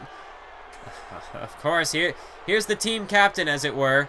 Stardust looking to finish off the remains of Big E. Kofi and Xavier nowhere to be found. Dark matter. And, well, that's it. 2, 3. Team Stardust defeats the New Day here tonight at Night of Champions. Well, this is what happens. You divide up the New Day, you cut their power into thirds, and ultimately, that's what it came down to. You had 3 superstars who have defined themselves as individuals near World Championship caliber, and then you have the New Day, who thrive mostly in the tag team as a tag team, and you break them apart, and honestly, this is what happens. This is only what you can expect, as you saw everybody hit their finishers on everybody, and in the end, it was just Big E who was left to take the final blow. Final blows, quite honestly. I mean, Big E was just really... He was the lamb led to slaughter. That's for sure. As you see these 3 men celebrating their victory tonight. And ultimately, this alliance, that I wasn't sure if it would pay off, if it would work out, that's just what it did. Ladies and gentlemen, please join me in welcoming the #1 contender for the WWE Championship, John Cena. John, how are you feeling heading into your title match with Brock Lesnar in just a few moments? A lot of people might think I'm afraid of Brock Lesnar. And they'd be right. Anyone in their right mind would be, and I'm no exception. I saw what Brock did to CM Punk in the ring last month, and I can only imagine what he did to Daniel Bryan outside the ring. But great men fight on in spite of their fear, and never give up. I am a former 2-time WWE champion, but I have yet to win a title since coming to SmackDown. Brock Lesnar may be a beast incarnate, but he doesn't fight for the people. I fight for the WWE Universe, and that's what gives me the strength to keep fighting. Tonight, not only am I fighting to win the WWE Championship, but I'm fighting for CM Punk, for Daniel Bryan, and for the SmackDown fans. It is now time for the WWE Championship match between the man who never gives up, Mr. Hustle, Loyalty, and Respect, the leader of the Chain Gang, John Cena, WWE's very own Superman, set to go one-on-one with, well, perhaps his kryptonite, the Beast Incarnate, Brock Lesnar. John Cena tonight, he's about to enter Suplex City, but the question is, can he walk into Suplex City here in Buffalo, New York, and walk out with the WWE Championship? I mean, John Cena, he is a former 2-time WWE champion. He is a former, John Cena, he's clashed with legends in this industry, the likes of The Undertaker, CM Punk, The Rock, you name it. John Cena, he's done just about everything there is to do here in this business. But tonight, he's looking to capture his 3rd WWE Championship in Universe Mode, his first title since coming to Thursday Night SmackDown. But, he's got a huge task to try to overcome tonight, in the form of the Beast Incarnate, Brock Lesnar. We saw last month when Brock Lesnar cashed in Daniel Bryan's Money in the Bank to become the WWE Champion by defeating CM Punk. I mean, what a return that was for Brock Lesnar. Prior to that, we hadn't even seen him since WrestleMania, when he was defeated by Daniel Bryan. Well, Brock Lesnar, certainly he has come back with a bang. And tonight, he's looking to continue this reign of dominance. I mean, really started kicking into full force. I mean, poor Santina Marella, whoever made that match, I mean, Lita, she's got to have a sixth sense of humor to make that kind of a match, to put Santino in the ring with this man, Brock Lesnar. We might not even see Santino ever wrestle again after a match like that. No, not after the beating that Brock Lesnar gave Santino. That match wasn't even a match. It barely even lasted a minute. Fortunately for Santino, Lesnar just wanted to get it over with. But, I mean, tonight against John Cena, not so sure if Brock Lesnar will be as merciful. And honestly, John Cena, for his position, it was just the right place at the right time. Although from the other side of the coin, you could say he's in the wrong place at the wrong time, considering the fact that he has to go up against this man, Brock Lesnar, tonight. But with CM Punk on the shelf, Daniel Bryan on the shelf after SummerSlam, really the next man in line was John Cena. He is the former #1 contender for the title. He faced CM Punk in what is still considered a Match of the Year candidate back at Money in the Bank. And if you're new to the series, you just hopped on around the beginning of 2K16, I do suggest that you go back and check out that matchup if you haven't already seen it. But that's, of course, after you check out this one. It's Brock Lesnar and John Cena staring each other down here in the middle of the ring. And here we go, John Cena unloading with the right hands, the rights and lefts. Oh, but Brock Lesnar counters with a kick to the gut. And here comes Brock Lesnar with some haymaker shots of his own. Cena, though, with a counter. Almost a mini attitude adjustment there. Able to take Lesnar down. Now backs him into the corner. Cena continues to strike away. This is what Cena's got to do. He's got to keep it fast-paced. He's got to try to take the fight to Brock Lesnar early on. But Brock Lesnar now delivers the shoulders into the corner and a clubbing blow right to the back. And John Cena is the first to hit the mat. Brock Lesnar, knee right to the side of the skull of John Cena as Cena was trying to get back to his feet. And this is not looking good. Brock Lesnar starting to take control. Kick to the gut there of John Cena. And that's the thing, when Brock Lesnar gets in control like this, it's already over perhaps for John Cena. That's the thing, when you go up against Brock Lesnar, you got to make sure you start off with the upper hand, because it's very difficult to regain the offensive when you're going up against the Beast Incarnate. Daniel Bryan and CM Punk can certainly attest to that. Let's look at Brock Lesnar. He's got John Cena up for a deadlift gut-wrench suplex there. And this only begins the suplex count. As Brock Lesnar now, exploder suplex, here we go. The journey to Suplex City has begun. And John Cena, well, this is not a city he wants to be in. There are very few places where John Cena is universally cheered. But, I mean, Suplex City certainly is not going to be a Cena-friendly city. As Brock Lesnar looking for a third exploder suplex there, and I believe that takes the suplex total count up to 4, and that's assuming I haven't already missed any. Brock Lesnar now looking to powerbomb Cena here. Wait, Cena with a counter. This is John Cena able to make a resourceful counter there, and now looking for a powerbomb of his own. Cena into the cover. 1, 2. No, not even a 2 count. Brock Lesnar kicks out at 1. That was the very same powerbomb John Cena used to defeat Sheamus on SmackDown a few weeks ago. And Brock Lesnar just kicked out of it like it was nothing. And now Lesnar, this is just showing the strength, the endurance of Brock Lesnar. Backbreakers now to John Cena. And well, John Cena, he managed to sputter out a tiny bit of offense there, but now it's Lesnar back in control. German suplex after German suplex now to John Cena. Looking for the trifecta, and he nails it. The suplex counts now, I believe, up to 7 from Brock Lesnar. And now John Cena, he's in trouble. Lesnar's not done. Another suplex into the cover. This could do it. 2. No. John Cena just able to kick out before the count of 3. Already 8 suplexes from Brock Lesnar, and I imagine that count will only continue to climb. German suplex number 9. The cover again. 1, 2. No. Another kick out from Cena. And at this point, you have to wonder, will Cena be able to even come back from this? Oh, wait. Counter by Cena. And a hip toss. Down goes Lesnar. John Cena able to get some sort of offense here. Drops the elbow on Lesnar. But that's one thing we know from John Cena, is he will never give up.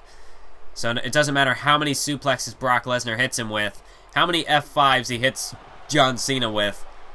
John Cena will kick out of as many as humanly possible. I mean, Cena, he's not... If it means he's going to have to take more of a beating, he will continue to kick out. Because he doesn't give up, but Brock Lesnar, F5! F5 to John Cena, and that might do it. The cover, 1, 2, no! John Cena kicks out of the F5 just before the 3 count. And a little bit of disbelief on the face of Brock Lesnar, but I don't think Brock Lesnar really minds too much. Another German suplex. Brings the count up to 10 now. That's assuming I'm still accurate.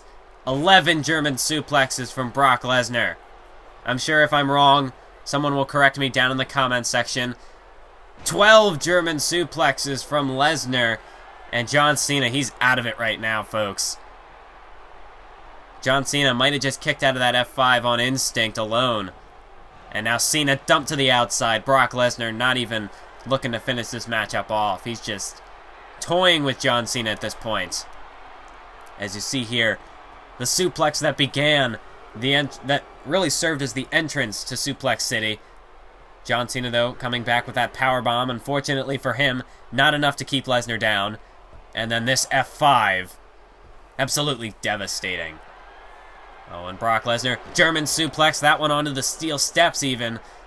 And a second German suplex there. And a third German suplex in the back of Cena's head, bouncing off the steel steps. Brock Lesnar might win this match by a countout, folks. I believe that's now 14 German suplex, not German suplex, but just 14 suplexes total to John Cena. Cena trying to crawl around on the outside, try to gather his bearings. Referee up to a 7 count, but John Cena back up on the ropes. Oh, well, wait. Belly-to-belly suplex. Cena's back into the ring. And, well, he's back into Suplex City. And here we go again. German suplex to John Cena, now up to 16. And, well, I mean, there's no lucky number for John Cena. It's just, I mean, John Cena at this point, he needs to just, oh, wait, an F5, F5, no, wait, counter. DDT from Cena. I was just about to say that it's about time John Cena, well, he takes the pin. For the sake of his own safety, he should just stay down. But Cena now, attitude adjustment, the cover. John Cena might steal this one. 2. No! Lesnar kicks out at 2.5. And that might have just been John Cena's last gasp. I don't think he's got much left in the tank after that. Wait, a sunset flip. Cover again. 1, 2, 3. No. Kick out again from Lesnar. But John Cena continues to go on the attack. While he's got Lesnar reeling, he's got to stay on the assault. Don't give Lesnar any time to recover. But in John Cena's current state, not sure how much damage he can inflict. Look at this. Elbow. Nope. Lesnar got out of the way. John Cena, he had to take a high-risk move to try to do whatever he could to put Lesnar away, but now that's going to come back to cost him. As Cena now backed into the corner. Brock Lesnar positioning him here. Brock Lesnar has him up on the top rope. What the hell could Brock Lesnar be thinking here? Oh my goodness! A German suplex from the top rope by Brock Lesnar. Oh, Brock not even going for the cover. Brock Lesnar, he's just toying with John at this point. Now dragging him to the second corner here. Don't tell me he's going to do it again. That's exactly what he's going to do. Brock Lesnar positioning Cena up on the top rope. He's looking at... Oh, wait, counter by Cena. Cena's back in it. Drop kick from the top rope. Somehow John Cena still manages to inflict some sort of offense here. And now Cena with the shoulder block, firing up the 5 moves of doom. And this is one thing you can always count on with John Cena. As he slams Lesnar down, setting him up right in position for the 5-knuckle shuffle. But instead, Cena going to the top rope here. And, oh, you've got to be kidding me. From the top rope, Cena, 5-knuckle shuffle.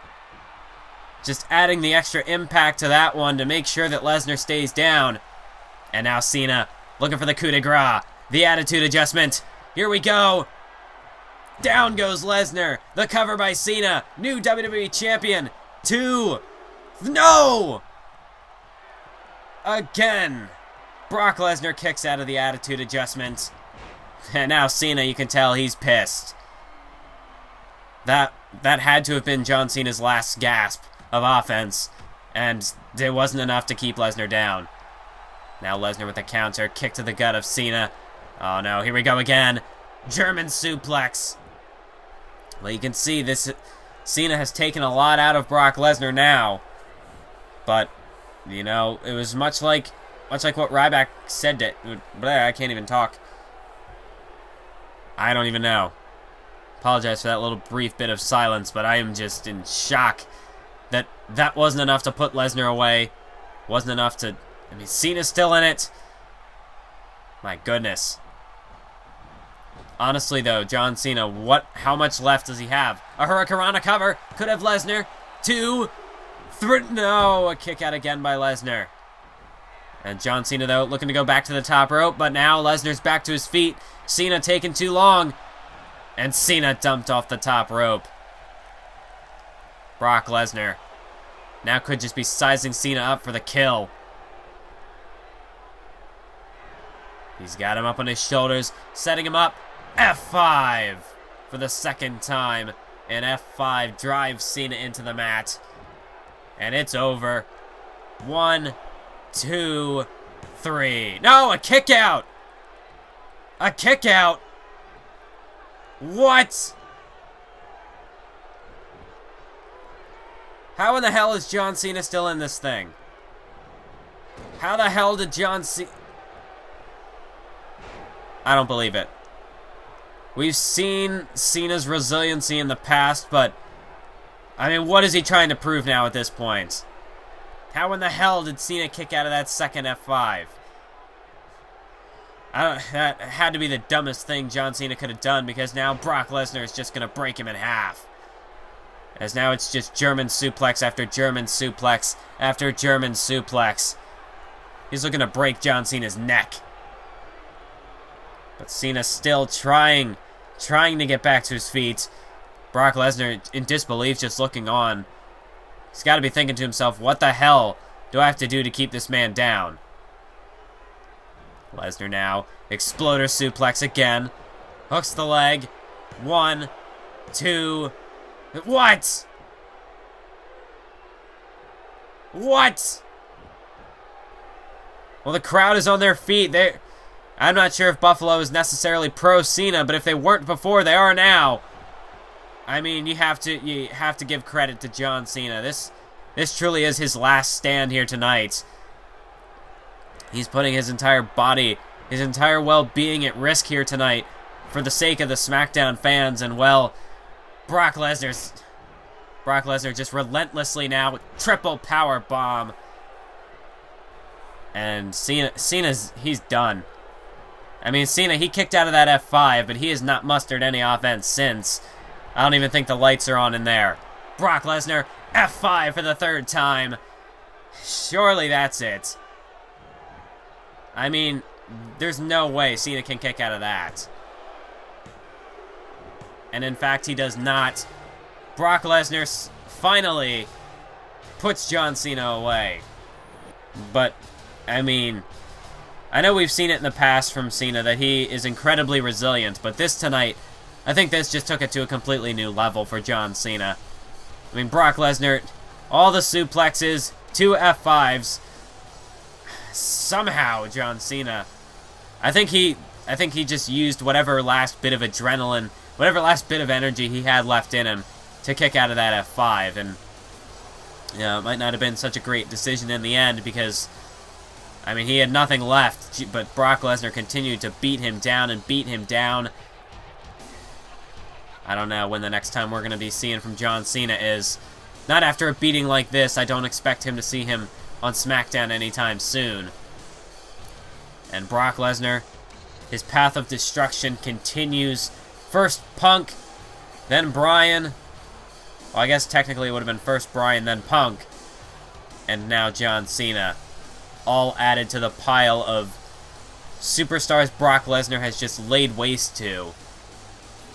And Brock Lesnar tonight, he walks out with the WWE Championship still in his possession. Lita, she's going to have to find someone else to send after this beast.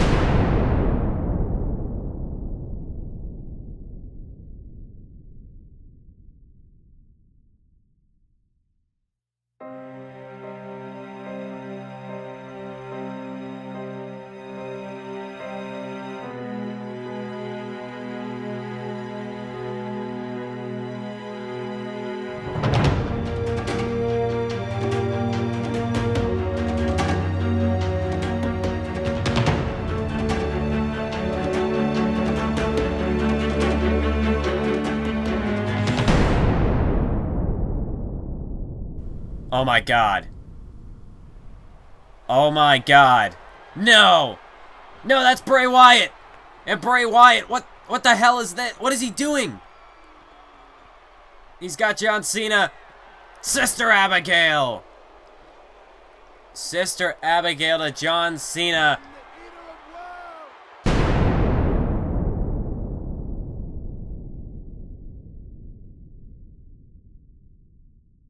Ladies and gentlemen, please join me in welcoming the World Heavyweight Champion, Ryback. Now, Ryback... Sorry about this, kid, but I need to address Edge personally on this one. No hard feelings. Edge, you're a man of opportunity, and I've always admired that about you. When you're out of options, you make one. You always have an ace up your sleeve. Case in point, Dolph Ziggler. You lost the battle at Money in the Bank, but you won the war. Congratulations.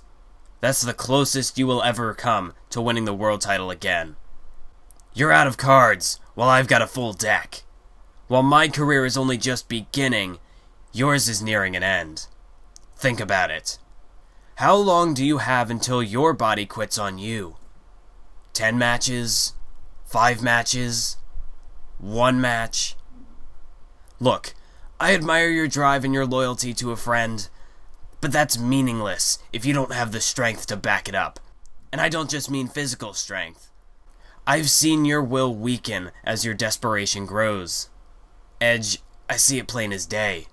You talk a big game, but I don't think you're strong enough to make it a reality.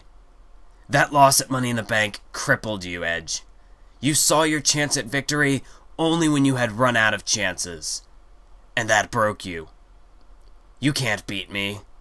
I'm not the same man you faced before, and you're certainly not the same man I faced before.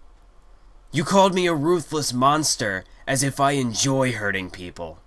Well, in a way you're right. The big guy is a monster. A monster who hates hurting good people. Do you think I enjoy knowing that I put Dolph Ziggler on the shelf? I don't. But if it comes down to it, I'll gladly help you join him. Ladies and gentlemen, it is now time for the World Heavyweight Championship match. Are you ready for this one? As making his way down to the ring is the Rated R Superstar, the Ultimate Opportunist, the #1 contender, Edge. And he's set to go one-on-one with the Human Wrecking Ball, the World Heavyweight Champion, Ryback. Since coming over to Monday Night Raw, this man, Edge, has received 2 World Heavyweight Championship opportunities against Dolph Ziggler in the past, at both Payback and Money in the Bank, and on both occasions he came up short. Could the third time be the charm? Could tonight be Edge's night to finally capture the World Heavyweight Championship? To do so, he's going to have to go through the big guy. He's going to have to go through a beast in Ryback. We'll see if tonight he can get the job done, as he is wearing a bit of a throwback attire to his days as a tag team with his best friend Christian. Perhaps Edge. Maybe this throwback attire tonight just kind of getting him hyped, getting him in the mindset of back when he had to really scratch and claw to even make a name for himself in the WWE. Tonight looking to channel that same aggressiveness, as making his way to the ring is a very aggressive superstar. He's the big guy. He is Ryback.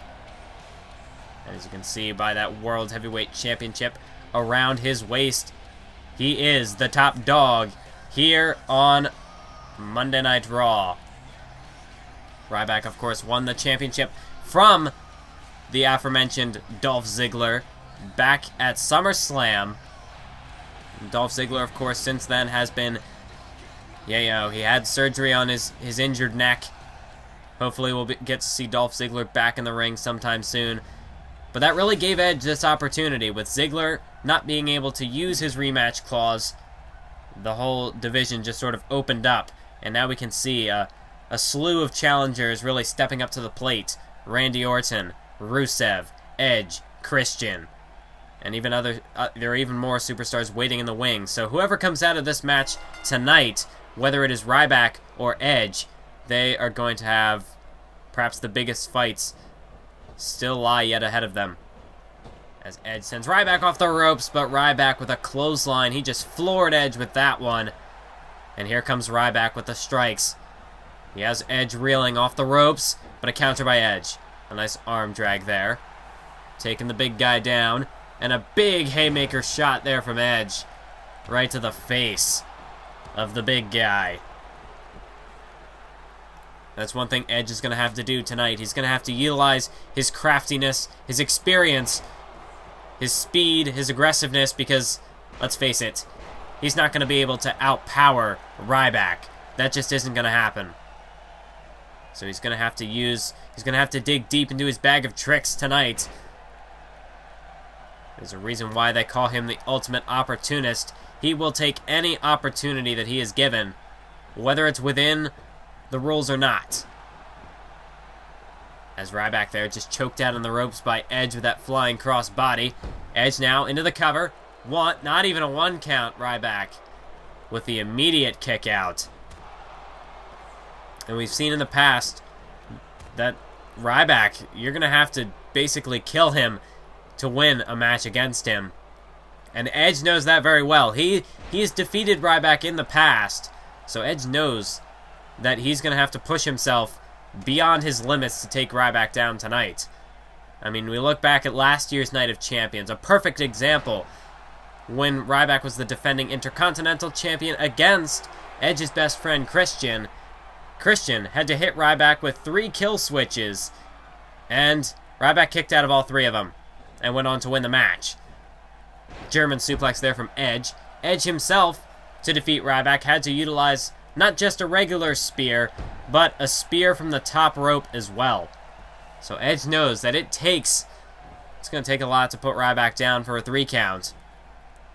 Nice DDT there from Edge, spiking Ryback's face into the mat. And now going to work on the neck there of Ryback. Edge now looking to set up perhaps a sharpshooter. No more of an inverted sharpshooter here. Beautiful submission hold by Edge as he's got Ryback in the center of the ring. Ryback trying to crawl over there to the ropes, but Edge releases the hold. Ryback perhaps beginning to slip loose. Edge went for the rolling elbow, but a counter from Ryback. Elbow right to the face. Ryback bringing the attack, and he tosses Edge by the throat there, just sending him halfway across the ring. That is the scary strength of this man Ryback. And again, Edge sent flying. Ryback just grabbing him by the face. And this is what you call manhandling, folks. Edge being tossed around like a rag doll. And Ryback, power slam there. Ryback, he's looking to bring his A game tonight. And he's looking mighty impressive coming out of the gates. A splash from the second rope. Could put Edge away. 1, 2, no. Edge with the kick out. A bit of disbelief there on the part of Ryback. I mean, when you have a man over 300 plus pounds coming down on you from the second rope, that's gonna do some major damage. But Edge still able to fight back. Now a scoop slam taking down Ryback. And Edge, he's got a lot on the line. We heard what he had to say earlier on. And tonight, you know, he's not just fighting for himself. He's fighting for a promise he made to his best friend. You know, the two promised each other that they would face off in a World Championship matchup someday. And Edge, well, he's had 2 opportunities against Dolph Ziggler. Christian had 2 opportunities against Dolph Ziggler.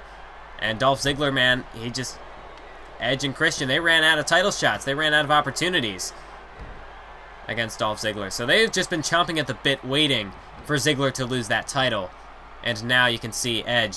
He's the first man to get the opportunity against Ryback.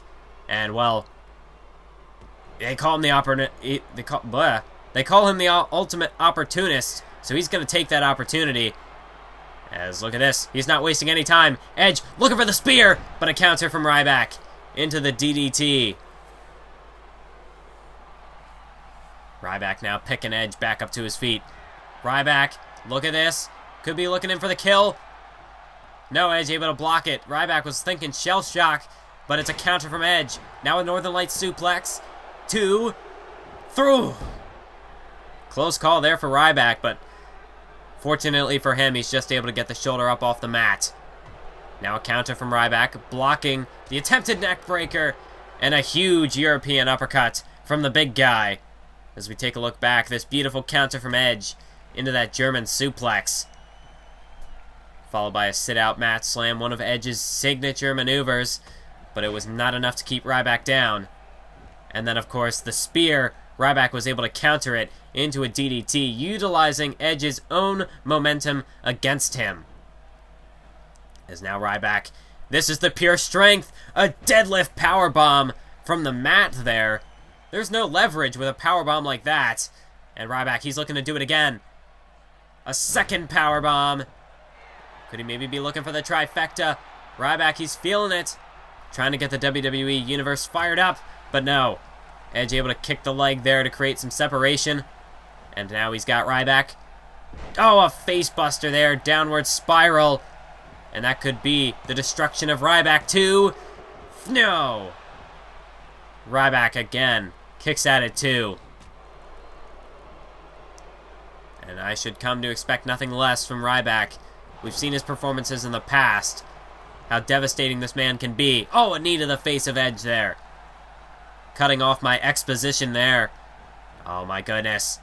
Edge up on the shoulders of Ryback. Backpack stunner. Possibly one of my favorite moves in Ryback's arsenal because it's devastating. But Edge still able to kick out. Edge digging down deep to find his hidden resolve to kick out of that move. But Ryback now, Edge is a sitting duck right now, folks.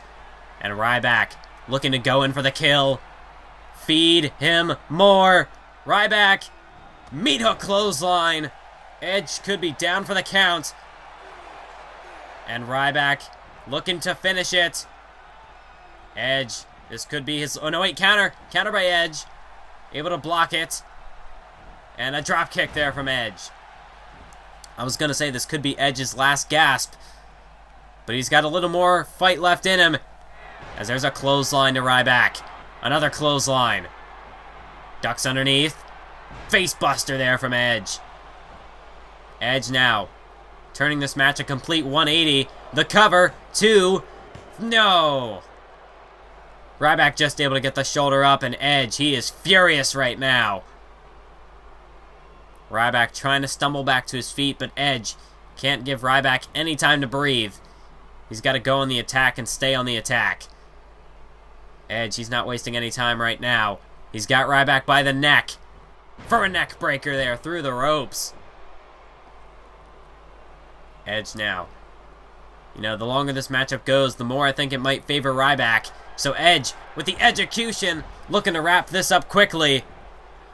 Edge the cover. 1, 2, no! Ryback again kicks out. And this is what I'm talking about. The longer it goes, I think, you know, Ryback, he's shown that he can take a tremendous amount of punishment. So you got to hit him with everything you've got right off the bat before Ryback can really get going in this matchup. You got to cut him off before he can start to get his own offense in. Because let's face it, Edge, he's pretty beat up after a long career.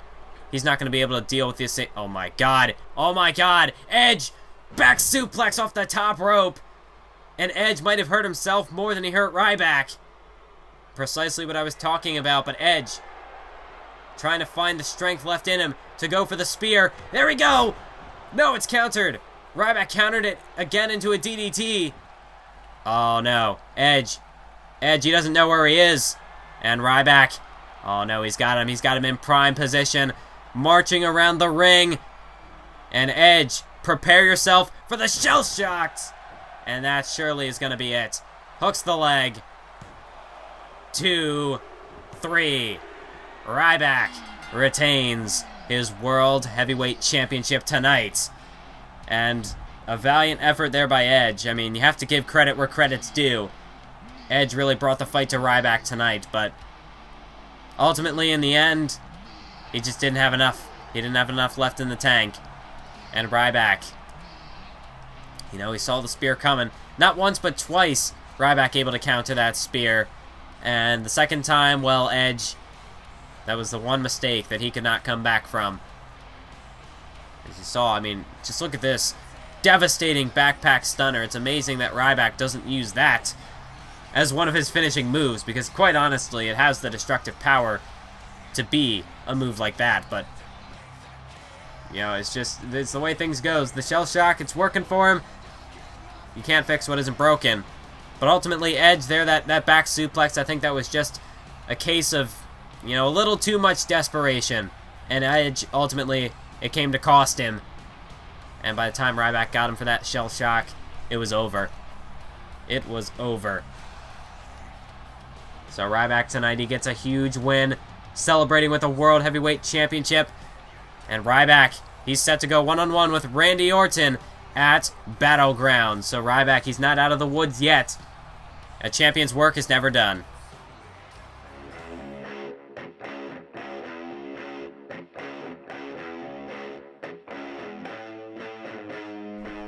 The big guy has seen what Cesaro can do, and he's got to admit, the man's got talent. But the big guy has fought the real deal before, and he's got the abilities of a superstar. If the real deal can defeat the big guy, then he can be a world champion. So unfortunately for Cesaro, the big guy's siding with the real deal on this one. I still have a bone to pick with Cesaro, but I don't want his US title. Maybe O'Neil can take that amateur belt and turn it into something useful. Titus and I may not see eye to eye anymore, but I know him better than anyone else on the roster, both inside the ring and out. He stabbed me in the back for that title. He turned me into a laughingstock for that title. He is obsessed with that title, but there's one thing he's more obsessed with. His pride. He won't go out there and disqualify himself if he's losing. He'll go out there and perform to the best of his ability. But when that's not enough, he'll have to accept his own weakness. Who told you that I would be a good interview? I don't care about those two wannabes. My only concerns are the World Heavyweight Championship and writing Dean Ambrose out of existence this Sunday. Now get lost! Of course Cesaro is going to lose. He's un perro pequeño en la cara de un perro grande. He doesn't stand a chance. He's lucky to even be the champion, because if I hadn't been gone for 2 months with an injury, Alberto Del Rio would be the United States champion. Coming from a former United States champion who has faced both Cesaro and Titus O'Neil in the past, I will admit that both are worthy of holding those titles. In terms of raw power, both men have me beat. However, only one man can walk out of Night of Champions as champion, and that's Cesaro. Don't get me wrong, both men have reached a main event level, and I'd say O'Neil is the more charismatic of the two. But in terms of overall ability, Cesaro is in a class of his own. At this point, O'Neil is hanging in there, but only enough to delay the inevitable. He's just treading water when he should have already drowned.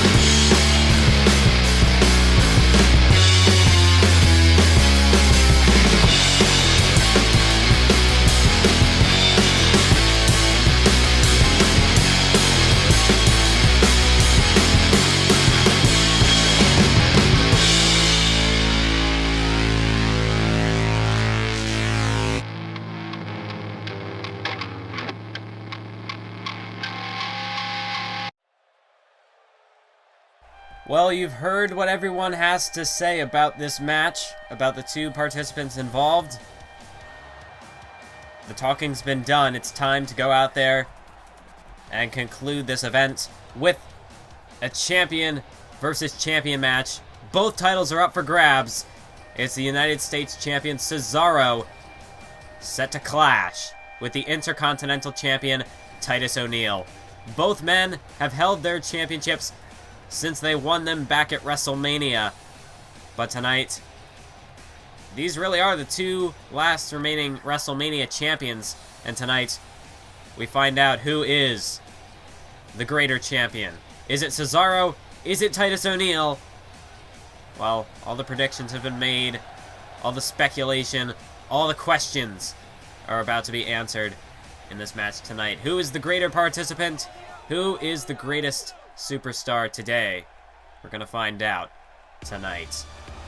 As Cesaro, the Swiss Superman, he's ready to go. He's fired up. And here comes his opponent. The real deal. The alpha male of the WWE, Titus O'Neil. And he is your Intercontinental Champion. Formerly of the Primetime Players. Titus, he's come a long way since WrestleMania.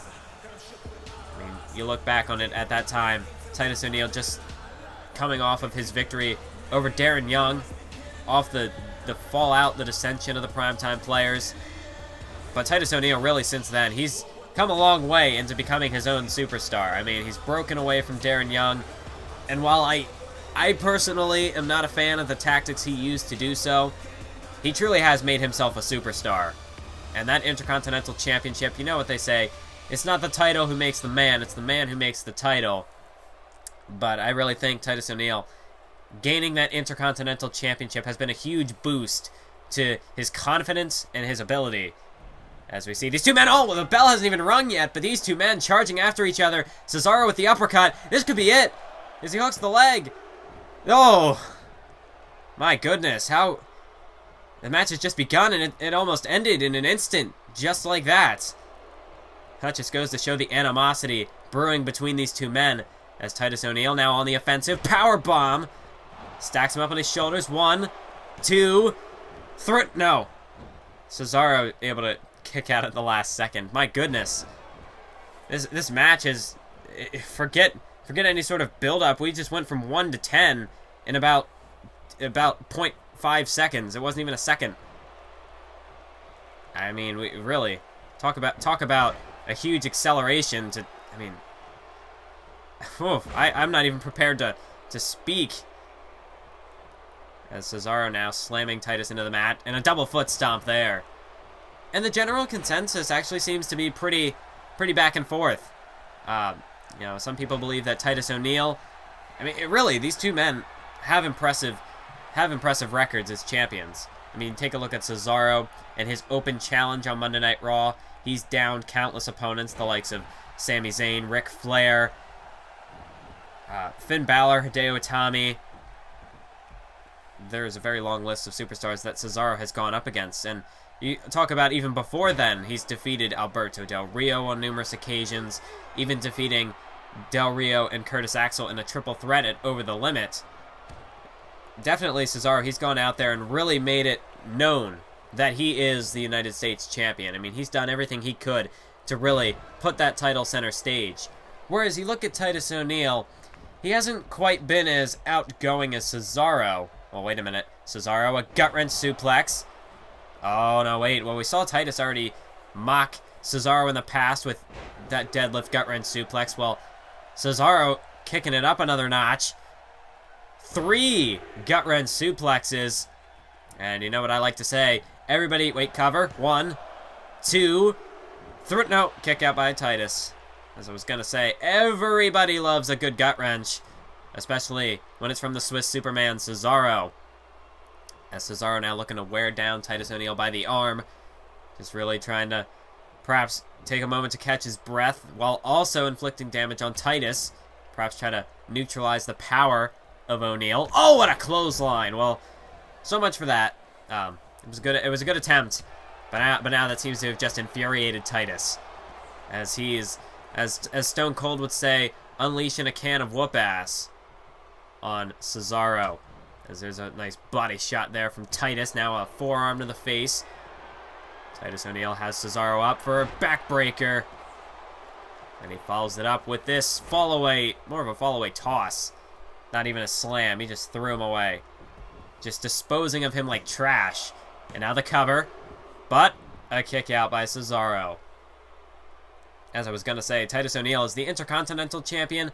Not quite as outgoing as Cesaro, but you can't doubt this man's accomplishments. I mean, he's got an open challenge of his own to his record, defeating Kalisto on an episode of SmackDown a few weeks ago. But even before then, I mean, pay-per-view after pay-per-view, he might not be going out on a weekly basis and issuing open challenges, but when he has to defend that title, he defends that title. And that's not to say that he hasn't even faced credible opponents. I mean, you think of the man he won the title from in the first place. Ryback, he had a very decorated reign as the champion, holding it from SummerSlam to WrestleMania. And you see where Ryback has gone now. I mean, he's the World Heavyweight Champion, and he defended his title earlier on tonight. But Titus O'Neil, not only did he win the Fatal 4-Way at WrestleMania, he defeated Ryback in a rematch at Extreme Rules. And since then, he's defeated the likes of Goldust, Tyson Kidd, Darren Young on 2 separate occasions, one of them being a 2 out of 3 falls match. So Titus O'Neil, while he, like I said, he hasn't been, you know, Cesaro's really taken that extra mile to go out there and make it known that he is the best in the ring today. But Titus O'Neil, he doesn't feel the need to do that. Titus, he does what he has to do, and he does it the best way he can. So you can't deny that Titus O'Neil is a superstar. You can't deny that he is a very accomplished athlete. And that, I mean, just look at the power on display right now. 3 power slams to Cesaro, the cover. But no, a kick out by Cesaro. So honestly, it'd be tough to call this match. There really is no favorite heading into it. Powerbomb there from Titus. There really is no favorite heading into this matchup. I mean, both men have been on a pretty impressive winning streak.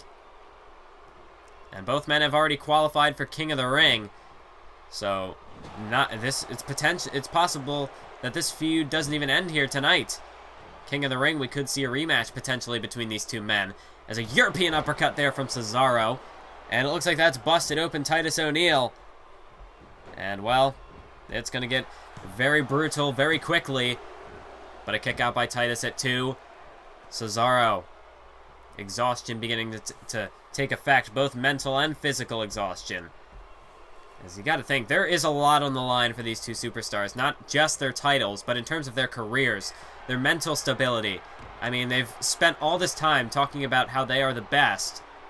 Oh, wait a minute. Cesaro. Oh, we saw this at SummerSlam. Cesaro building up a full head of steam, and he takes out Titus O'Neil with a suicide dive through the ropes. Titus O'Neil laid out by Cesaro, and this is where Cesaro really starts to kick it up a notch, as he's got to daze Titus for a discus European uppercut. And now, of course, Cesaro trying to play up to the fans here, and that's the difference between these two men. Cesaro, I mean, the crowd supports Cesaro avidly. I mean, they are truly behind this man, this Swiss Superman. But Titus O'Neil, he doesn't want the crowd to cheer him. And he's perfectly okay that they boo him out of the building, because that's not how Titus O'Neil rolls. He goes out there, does what's best for Titus O'Neil. He doesn't care about the people. There's a fall-away slam now by Cesaro, but a kick out by Titus. So really, it's odd. Looking at this matchup tonight, I mean, you have Cesaro, the fan favorite, and then you have Titus. So it truly is that classic match of good versus evil. But when it comes down to it, looking at it at face value, well, actually, no, that would be the face value. Looking at it beyond face value, I mean, you're looking at two superstars who really have accomplished very similar feats. No way, no way! Titus isn't gonna do this! Titus O'Neil! A suicide dive through the ropes. What? Well, I mean, it was unusual that we see Cesaro do something like that, but Titus O'Neil, he's not a high flyer, but, well, it really is a case of one-upsmanship here in this matchup. As Cesaro, there we saw him doing it. So Titus, well, he was going to follow suit, and he was going to do it better than Cesaro. And arguably, he might have done just that. As, in the meantime, I mean, Cesaro now, he's still down on the outside. Titus has uncovered our announce table here. And this could get ugly, folks. Titus looking to powerbomb him through the table, but Cesaro able to fight out of it. But now a counter by Titus, and a running STO. Cesaro slammed down into the floor there. But I mean, now the announce table perhaps getting involved, coming into play here. As Cesaro slumped up against the table. Here's Titus. Face first off the table goes Cesaro. And now Titus. Titus looking for a powerbomb again. Out to the floor. But Cesaro able to counter it. He's able to duck out of harm's way. And now a German suplex. And the back of Titus O'Neil's head off the mat. Or off the floor. And now that this is out on the outside, the damage only becomes more and more amplified as these two men continue to battle it out here on the floor. Here at ringside, Cesaro now bouncing him skull first off the ring post. And that'll rattle your brains, that's for sure. Cesaro now starting to take advantage here on the outside. Oh, wait a minute, Cesaro, a sharpshooter. Well, if Titus O'Neil taps on the outside, it doesn't matter. The fall has to be in the ring. This is not a Falls Count Anywhere match. And Titus tapping out, but Cesaro, it's all about inflicting the damage while he can. He's got Titus on the outside, so applying that sharpshooter out on the floor only makes it that much more devastating. Oh, but now Cesaro rammed right into the corner of that announce table. Titus O'Neil very precise with that move, slamming him at, the sharpest part of that table to inflict the most damage possible. Oh my goodness, no. Don't do this, Titus. Not the table. Not through the table. Oh, you've got to be kidding me. You've got to be kidding me. Titus O'Neil with a neutralizer through the table. That's it. Titus, all he's got to do is get Cesaro back into the ring and pin him. And that's it. I mean, Cesaro, I don't know how he even got back to his feet from that, but is he really conscious at the moment? Covered by Titus. 1, 2, 3. No! It was very faint, but Cesaro just able, with his last gasp of strength, able to get the shoulder up off the mat.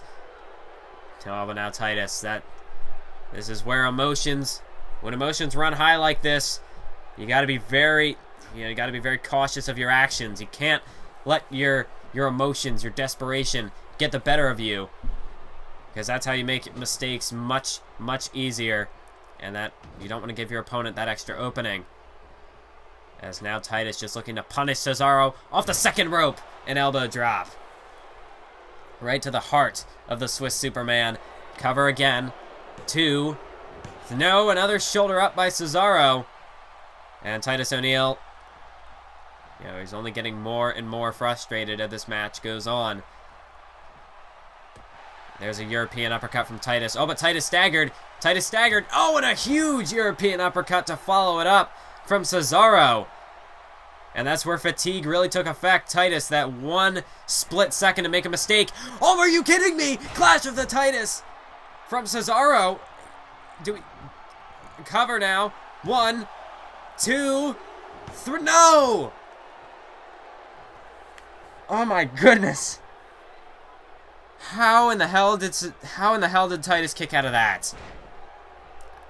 Should we almost call it Clash of Cesaro? I mean, Titus now rolling out of the ring to catch his breath, but I mean, first we see Titus steal the neutralizer, and now Cesaro answering back with, oh, now he's calling for a Cesaro swing. Well, Titus isn't going to have that, as he hangs Cesaro out to dry. And now Titus, look at this, electric chair, and the referee almost caught a glancing blow of that one. This ref's going to have to stay out of the action. You don't want to get involved, but you don't want to get involved between these two men, unless you are a wrestler yourself. Look at this now, Titus with a European uppercut from the second rope. As the one-upsmanship continues, these two men just blatantly stealing each other's arsenals just to show that they can do it better. And now Titus O'Neil, he's got Cesaro, who, quite honestly, seems to be out of it. There's a huge gutbuster from Titus, and that could do it. Titus has won many matches with that move, and he's done enough. No! Well, that gutbuster's not enough. Titus is gonna have to do more than that to finish off Cesaro. As we take a look back, this neutralizer through the table. I mean, honestly, the fact that Cesaro was able to come back from that was really amazing. But then this, just truly an instance where if you make one small mistake, one tiny slip up, it could cost you the match, and it almost did for Titus. I mean, he nailed the European uppercuts, but then, just that little stagger step where he dropped down to a knee for just a split second. Oh, but wait. Oh, not again. Titus, he's looking for it again. Neutralizer, this time in the ring. And that's it. It's over. Titus hooks the leg. 2, 3. No! What? How in the hell how is Cesaro still in this match? That was the second neutralizer from Titus, but Cesaro, he's still in it. He still keeps on fighting. I don't know. I don't know what the hell it's going to take to finish this match now. I mean, that match, we've seen matches in the past that really have pushed the boundaries as to, how far the human body can be tested, but those boundaries have been long since surpassed at this point in the match tonight, and now Cesaro caught up in the tree of woe. But is this match gonna end? Are we gonna see somebody gain the upper hand and finally finish someone off? I mean, maybe if these two men, maybe they just have to use their own finishers at this point, because I mean, we saw Cesaro hit the Clash of the Titus. It didn't finish off Titus. We saw Titus hit the neutralizer twice, but Cesaro still keeps going. And another European uppercut in the corner, as maybe Cesaro looking to four-corner Titus? Seems to be the case. Now another European uppercut, as Titus staggers. Another European uppercut, as now Titus slumped up against the ropes. And now Cesaro off the second rope. European uppercut again. And that might have done it. All these European uppercuts. They're going to scramble the brains of Titus O'Neil. Cover. No! What is it going to take?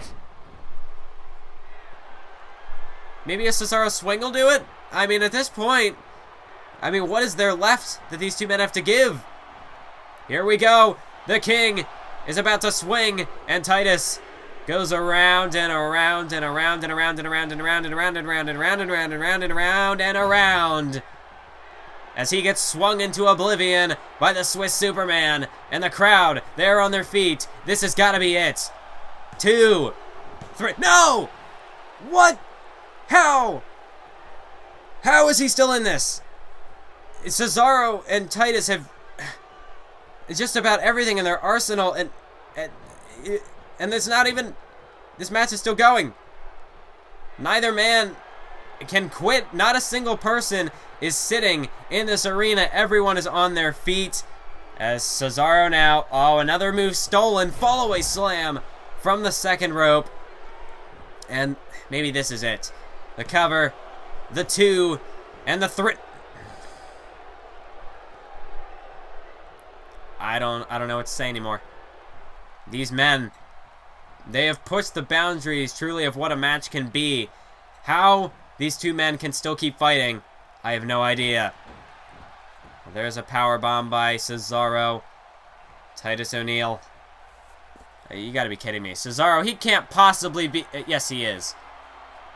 Oh, Cesaro, it's very slow going, but somehow he's up to that top rope. And now he's just waiting for Titus to get in position. Oh, but Titus played in a little bit of possum there. And now he's got Cesaro in prime position up on the top rope for something high risk. Perhaps to both men. Titus, superplex! And that's it. Just cover him, Titus. This match is over. 1, 2, 3. How? How on earth do these men find the strength to kick out, even to get the shoulder up off the mat? How are they doing it?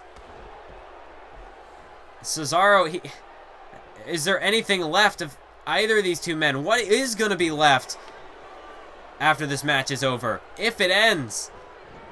Titus sent off the ropes. Cesaro, maybe a Michinoku driver. No, counter. Titus blocked it and planted him face first. As really, I think there's only one move that either of these two men can use left, and that's their finisher. Titus with a fall-away slam, and down goes Cesaro again. But at this point in the match, I mean, what type of damage have these two men? I mean, they've got to be. You can only have so much adrenaline. They've got to be running. They've got to be running on empty sooner or later. And I mean, what kind of mental state are they in right now? I mean, can they really formulate any sort of a game plan? Cesaro an axe handle off the top. As now Titus, he's in the center of the ring. This crowd is loving it, though. That's one thing that's for sure. This match has been an instant classic, and it could be over. Neutralizer from the Swiss Superman, and that has to be it. There it is, folks. Cesaro has retained his United States Championship, and he is now the new Intercontinental Champion. What a match. What a main event that was, folks. And this match went from 0 to 60 to the get-go. I mean, ever since this match began, it was fast and furious. As you saw, there was the dive to the outside from Cesaro. Then Titus O'Neil follows suit.